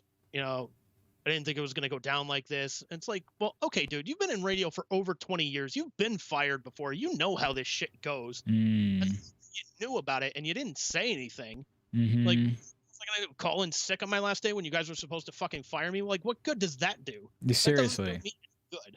Right. You know, and then there was a text message from one of the other hosts like, hey, you know, I hope your loyalty is found, you know, to be valuable elsewhere. You're a good employee, blah, blah, blah, blah, blah. And it's like, well, fuck you too. Clearly it got me far here. Yeah, clearly. Like, fucking 5 years of putting up with your fucking bullshit. I got nothing to show for it. Yeah. Other than some fucking goofy goddamn stories. Ugh. What was it? Oh, yeah, so here it is. So, yeah, so the tweet was thinking about my unpaid internship where they recorded us washing their cars, had us gargle water on air, and grease up a hairy adult producer with baby oil and drag him shirtless across a slip and slide. They referred to me only as Glamazon and my fellow female intern as Slammy. So and that was who they were referring to? The adult producer? Yes. It's like, I remember that bit. So I replied with the following tweet. I said, yeah, they should have paid you all with therapy for a year. No one, I put that in quotes, should have had to drag a greased up me over a slip and slide. Hope you're well. And it's a little gif of Obama just going, I profoundly regret what happened. Oh, man. She replies. Oh, no. She replies, that wasn't your fault. You were a victim. 3 exclamation points. Love and miss you, XX. Aww. So I was like, I replied back, victim, question mark. Probably by the bully culture surrounding that station? Sure, but I've gotten closer to where I want to be as far as being happy and in terms of self-love. She goes, that's the thing. Like, at the end of the day, you have to be happy. Exactly. Yeah, and I just find myself getting less happy as I keep hearing things, you know, and as things keep coming up, I'm just like, I don't want to put up with this. She replies, you were a victim when you were being dragged down a slip and slide covered in baby oil. To which I replied, and since being let go, I've been happier. I don't put up with their crap anymore, and I work a job where I get paid almost twice what I was making for 5 years there. By the way, love and miss you too, and it's a gif of Mick Foley giving thumbs up. Although, to be fair, now you're told, you know, fuck you. Now I'm being told fuck you to my face. Yeah, yeah. See, that's the thing. I don't have it nearly as bad as you, but still, like, the reason that I'm there is not... The shine has really come off of that for me. Like, the shine has come off for you, but it's... Here's the thing that scares me too, is just like, I even told my therapist this. The scary part is, if you were to ask me like, hey, what's your dream job? What are you passionate about? At that moment, I couldn't even tell you what the fuck it was. Yeah. It's tough for me to find a passion for anything. And especially like if you get burned out, like you might still very well be burned out from your your days in radio. Like, for all we know, like, how long does it really last? Does anyone really know? Like, you could still very well be just tapped.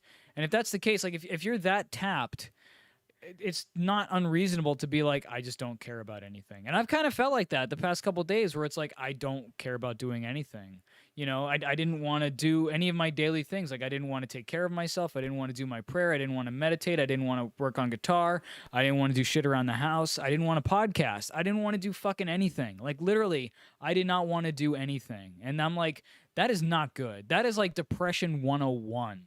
If you don't want to do anything, like literally anything, like, that's bad. That's a bad thing. It doesn't help that there's also that mindset of like, you know, you lay in bed and you're just like, what the fuck is the point of getting up? I really don't want to get out of bed right now, blah, blah, blah. Right. You know, if you tell like your boss that like, hey, I'm having a bad mental health day, I really just, I can't even get out of my fucking bed because I feel fucking worthless. They just look at you like, hey, he's just lazy, just wants a day off. Yeah. I mean, well, fuck you. Thankfully, I don't get that with my full-time job. To be fair, like, is not a bad racket. Like, the customers absolutely suck. It is classic Clerks, where it's like, this job would be great if it weren't for the customers. Because honestly, management is super sweet and has been super sweet to me, and I love them for it. They've been nothing but flexible and awesome with me. It's just I don't love the job, but listen, we don't all get to be paid for what we love, right? And sometimes there's payoffs. Like, if I go do this guitar teaching thing, I'm not going to get PTO. If I take a day off, I don't get paid, man. There's no holidays. And then we even had a discussion about that. Like, would I earn PTO? Yeah, eventually, but not for probably years. There's no health benefits. There's retirement, but there's no health benefit. Like, there's just certain unsaid things. Like, listen, I kind of like being able to take a vacation. I kind of like having my Saturdays off. I kind of like not working 6 days in a row. I kind of like having PTO. I kind of like a lot of these things where I don't have to sell shit to people. They call me up and I do my job, and that's that. Like, I can do it from home. I don't have to go anywhere. I can be wearing like nothing and nobody has to know. Like, I'm not wearing pants right now. No, I'm just kidding. But you know what I mean? Like, you have to kind of weigh out the pros and cons. Like, the pros of the guitar job, there's obviously tons of them. There's cons too. There's pros of my customer service job. There's cons. Like, at the end of the day, what wins? I don't really know. And that's where I find myself sitting and going like, geez, you know, that side of the fence that I was kind of shitting on doesn't look so bad now, you know? Yeah. But it's again, like, where, like, I'm still trying to find that fucking passion so I can, like I was mentioning the owner, like, we get to make more donuts, oh boy. Like, yeah. I wish I had that passion. Yeah. Like, I wish I got an erection for anything. Like, Put ring toss with the donuts on it. Yeah, I wish I had that fucking passion, but I don't. Yeah. And it's almost like you're frowned upon for not having that passion. It's like, guys, like, they're fucking donuts. Like, yeah, granted, you guys have been doing this for, you know, the shop has been in existence for over 50 years, and fucking kudos to you guys for fucking sticking around. Great job. Now, but for me, they're just donuts. For me, they're fucking donuts. Like, I have no passion for this. Yeah.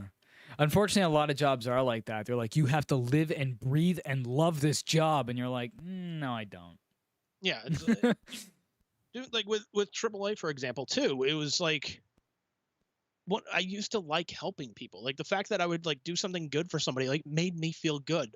Like, in the sense of, like, if, you know, like, I send somebody some roadside emergency service and whatnot, it would make me feel good when I first started out. But then it just got worse, and people suck. Yeah. Like, people have sucked the joy out of any, like, passion that I may have, be it a program director, some goofy fucking morning zoo hosts, you know, some fucking news lady that's like glad that I didn't shoot her in the fucking studio, to, you know, fucking just people in general. Like, you have sucked the passion out of any joy that I used to have in life. Mm-hmm.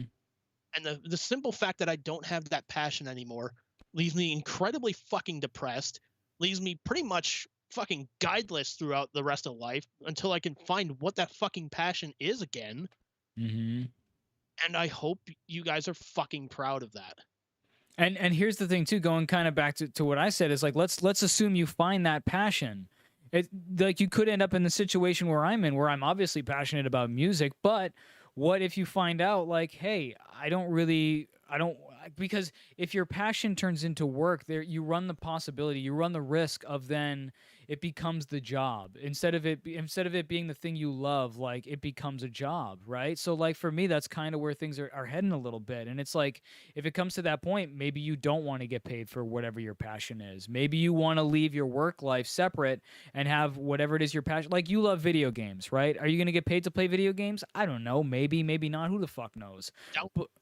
Doubtful, but yeah, I mean, you never know. You can never say never. But the thing is, maybe it's better if you didn't, right? Because maybe if you did, you wouldn't like it as much. Because I know like a lot of streamers and YouTubers and shit, they're like, well, I play games that I play like to make money, but then I play other games on the side because I'm not going to make money playing X, Y, and Z. And that's a very real thing where like you might have to do something on the side that you give a shit about that's different from the thing that you get paid for. And that's kind of what I'm running into now is maybe for me, like I need to separate my work life from the thing that I love and want to do, because if I can't get paid to do what I love, not everybody can get paid to do what they love, right? If they did, then everybody would just do whatever the fuck they want, right? The world needs ditch diggers too, Danny, is what I'm getting at. But like, long story short, like I'm kind of okay with that. Like, and I hope you would be too, is like maybe the answer isn't getting paid to do what you're passionate about. Maybe the answer is just find something you're passionate about and do that in your off time and make that good enough, you know? True. But here's my thing too. It's like before I got fucking burnt out from Boston radio and radio in general, the things that I loved about it was like the main thing that I loved about it was a job that gave me a chance to be creative. Like I would go in there, see a blank fucking computer screen with Pro Tools up and whatnot, and they would say, hey, we need a bit about like this for the 7 o'clock hour. Can you do this? Hell yeah. Like let's make this bit. So it gave me that chance to be creative. Was I getting paid a lot for it? Fuck no. I barely got paid for it. Yeah. And you put in way more hours than you had to, too. I remember you talking about how many unpaid hours you would work and shit. Plus, not to mention, like, your commute time, you know? Yeah. You commuted, what, like 3 hours a day? Because you drove like an hour and a half each way. 3 hours a day, yep. That's insane. And I know when you were doing the Nashville, the New Hampshire job, that was even worse, wasn't it? Well, yeah, that was even worse. But here's the thing, too. Like, when I was interning and, like, you know, even starting out, like, as, you know, call screener, whatever the fuck they wanted to call me, I was still working at that hotel down in Connecticut, like setting up AV equipment. Oh. So I would drive from Groton, Connecticut, like drive up to my house, either like try and get an hour of sleep, or I would stop at a Walmart, get a couple of energy drinks. Then, you know, if I had to work the radio station that day, I would just drive straight up to Boston, maybe like sleep for an hour in my car, wake up, do the fucking morning show, chug a couple of fucking Red Bulls or Monsters or whatever the fuck have you, and just like save one for the end of the day when I'd have to drive home, change my fucking clothes to another fucking like business professional suit, and fucking drive down to the hotel in Connecticut and do it all over again. So essentially I'm being in 3 states and same day. It's that's nutty. That's literally the definition of burning the candle at both ends, my friend. Yeah. And I You're thought, burning like, the candle from all 4 sides, it sounds like. Dude, I burned the fucking building down that the candle was in. Yeah. Just to make sure I got all of it. Seriously. But I mean, if that's not paying your dues for your passion, I don't know what is, man. Like that's the thing too. It's like you can pay your dues for your passion as long as you want. It's not gonna fucking pan out sometimes. Right. I understand that. You know? But the simple fact that they weren't like, hey, we really like the work this guy's doing. Like he's busting his ass for this much money. What if we paid him more? Like he can move closer to the station. We could have him doing more shit. Like right. We can have him editing more. We can have him writing more. We can, you know, we wouldn't have to wait. You know, he wouldn't have to leave his house at 3 o'clock in the fucking morning to get here on time for the fucking show. We could be concerned about his well-being to make sure he can get here in the first place. No, I was as disposable as fucking used toilet paper. That's it. Dude, that's really all it came down to. That smacks of a conversation that I had with the director of the school where I was like, hey, listen, like, because the part of the conversation was like, going back to what I said when he promised that he could bring me on full time. And I was like, dude, like how many hours? Because the thing is, like, I get paid a certain amount to teach. And he has this other gig that I could do basically where I'd be supporting the office and whatever. And it's not ideal, but at least I'd only be working for one place so I could reduce how many hours I work, yada, yada, yada. And I told him, like, what is the amount of hours that you can commit to me so that I know like when I can pull the cord with my current full-time job and just devote everything to you? Because not for nothing, that's going to help both of us. It's going to help me because I'm not going to feel so fucking burned out and be tired all the time. And it's going to help you because now all those hours that I'm not working for you right now could all be devoted to you. I could give you literally all the time in the world, basically within reason, you know?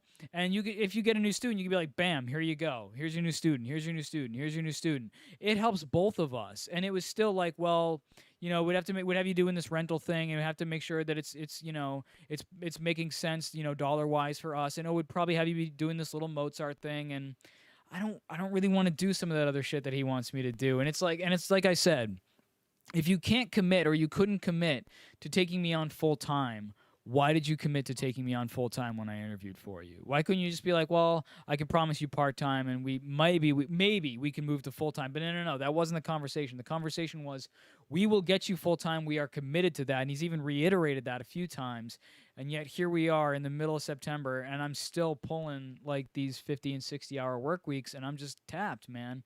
And it's really sucking a lot of the life out of me. All the life that teaching gives me, it's kind of like sucking it back out. It's like for every 2 steps forward I make, I get sucked back like 1 more step. And so I'm not really making that much progress. I am, but I'm not. And I'm just like, I'm tired of banging my head on the wall.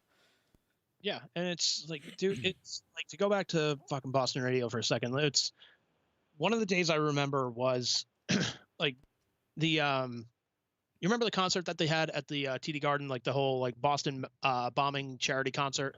No. Okay. So it was a big concert. They had like Mighty Mighty Bosstones, they had Aerosmith headlining, they had Dane Cook, they had, you know, Jimmy, like a whole bunch of fucking acts like showing up there to raise money for like survivors and like various charities having to do with the Boston Marathon bombing. Oh, okay. Because when you said Boston bombing, I was like, what are you talking about? And then I don't know how, but I forgot about that. Nice job, buddy. Thanks. I'm even from frickin' Boston, and yet I forgot about it. Like the funny part that I'm remembering too is like, I was driving to the station one day and I noticed there were like 12 cop cars like just in this area, like this specific area. Like when I was driving to work, not one of them pulled me over. And I was like, there's a lot of fucking cops around here. I was like, no idea what happened. I got to the station. I'm like, hey guys, anybody else notice there's a lot of cops out there right now? Like, and they're like, shut up, we're watching TV right now. I'm like, what the fuck? And I see there was, you know, bombing at the Boston Marathon. I was like, oh shit. Maybe that's so. But when they were doing that concert, they asked me like, hey, we need somebody to get audio from the concert. Can you do it? And I was like, fuck yeah, let's, you know, I'll gladly do it. You know, that being my second thought. My first one being like, holy shit, everybody else I could do it either passed on or died. So yeah, so I do the it's literally the night before my birthday. I'll never fucking forget this part of it. Oh man. I had already driven home.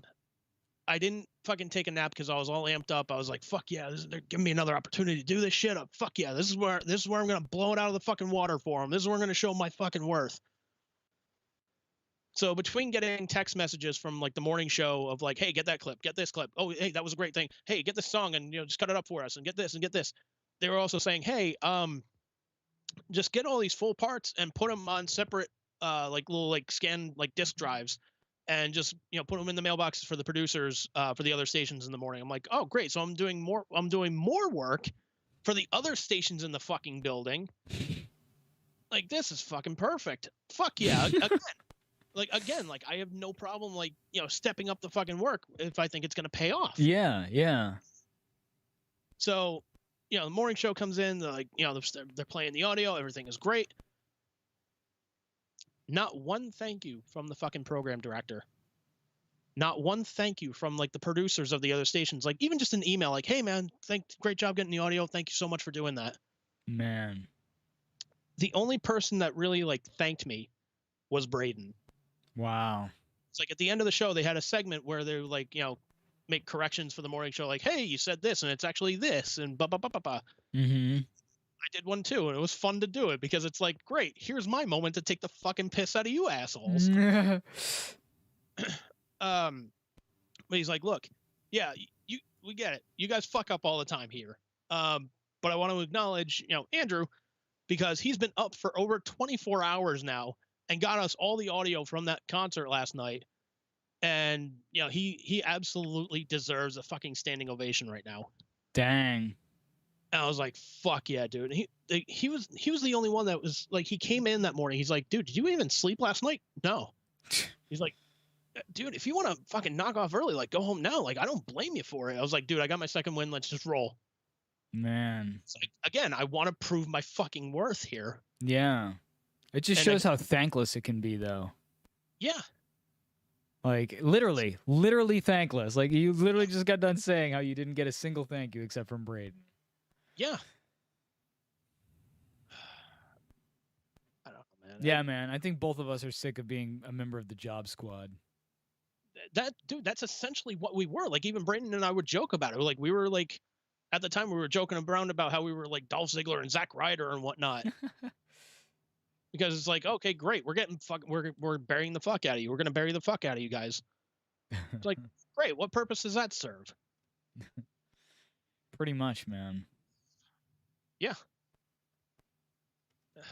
But really, the question is, if there's a radio station with Al Snow on it, is anybody listening? All right, to be fair, he actually made the news recently. Al Snow did? Oh, yeah, he saved somebody. Yeah, he saved a kid's life from getting sucked away in a riptide or something like that. Good for him, man. Yeah, good on Al Snow, man. He earned a day off from not getting his balls busted from Mick Foley. Yeah, he did. He did. He's earned it. Just one day, though. Just one day. Well, just one day. Yeah, we want things to stay normal.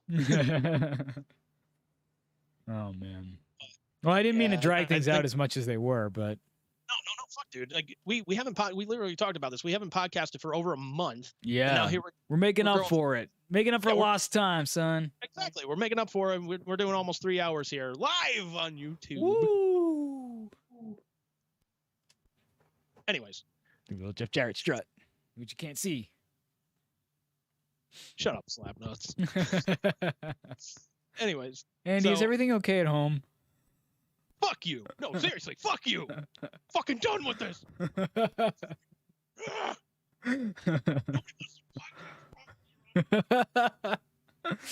Nobody does their job around here. Nobody does their job around here. Which, actually, I remember. I think I just remembered, like, I never addressed, like, the 4 friars thing. You kind of did, because I guess you wanted to do all 4 at the same time, and that was going to be a bunch. Yeah, he wanted the kid to do all 4 friars at the same time. He wasn't comfortable doing that. So to finish up that part of the story, like the kid literally walked out, and the boss is like, you know, when you go to the military, you're not going to be able to say no to them. When you sign up for the workforce, this is what you sign up for. Kid fucking leaves and whatnot. He's like, that's the way he wants to be. He doesn't deserve a dime of my money or a teardrop from my soul. And I'm like, wow, way to be a poetic asshole. He got a promo on him. Yeah, like, not even a good one, though. Yeah, seriously.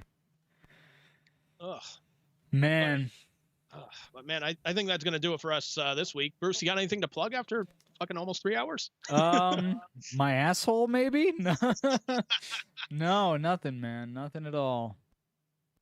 I got nothing either. You should come up with something. Netflix is pretty cool. I like Netflix. I get movies from them. I got SummerSlam 1988. Gonna watch that. Water's good too. I really like water. Keeps me, hydrated. Makes me have to piss. That's good. I love you for that. Yeah, I got nothing to plug except, if anybody else out there is feeling burnt out, go please find a therapist. Take some time off. Take some time off. Take time for yourself. Like I'm actually gonna try and start fucking meditating. Like starting like maybe tomorrow, maybe tonight. Good for you, man. I actually found an app. Like it's a free app for meditating. I'm trying to remember the name of it. I've got one myself. Meditation timer, I think is all it's called. But what's cool about it is it keeps track of how, like, if you do it every day too. You can set a goal for yourself and whatever. It's pretty cool. Yeah, this one does it too. It's called Medito, Medito. Right on. And I'm like, fuck yeah, dude! Like this is awesome. Yeah. I think both of us can easily plug mental health and mental awareness and taking care of yourself. Yeah. Because I think both of us, I mean, I know for a fact that you kind of suffer from not taking care of yourself enough. And I feel like lately I'm not doing it myself. So both of us need to kind of wake up and smell the coffee and just, take some time for us. It's not only that. It's like my therapist had said. He said it was like situational depression. Mm. And he's like, it's one of those things like, you're not necessarily like depressed on a whim, but you're depressed like when like certain things happen. Like you're depressed in situations. Yeah. Yeah, all right. That makes sense, I guess. Mm-hmm. So honestly, just guys, take care of yourselves out there. Go see a therapist. Like, yeah, it's great to talk to your friends and whatnot, but sometimes it's better to talk to a neutral party to help you see things from an askewed point of view sometimes. Yeah, I've thought about. I haven't gone to therapy in a while, and I've thought about going back. Cause plus two, like I was sort of like, oh, I don't have the money for it, but yet here I am taking vocal and guitar lessons. It's like, dude, maybe you could maybe not do one of those and go to therapy. It'd probably be a lot more worth your while. Yeah. So yeah, I'm down with that plug for sure, sir. Yeah, absolutely, man. So everybody, take care of yourselves out there. And if you can, grab yourself a slice of pizza, grab some friends, just watch a movie. Just take care of yourselves. Hell yeah. I'm going to go do one of those things. I'm not sure what, but Liz and I talked about maybe getting some tits. Some tits? Yes, Tavern in the Square. We call it tits. Ah. TITS, Tavern in the Square, tits. I got it. I gotcha. So maybe that in a movie, but we'll see, man. All right. I wanted her to watch American Movie. Have you seen American Movie? I haven't seen American Movie. No, I haven't either. But we'll talk about another cast. I don't know. I think I don't know. I was debating between going to see Shang-Chi tonight or I was thinking about sitting down and watching Crazy Heart. Nice. Like, Jeff Bridges is a good fucking actor. I want to watch that. Yeah, I've never seen it either. So if you like it, if you do watch it and you like it, let me know.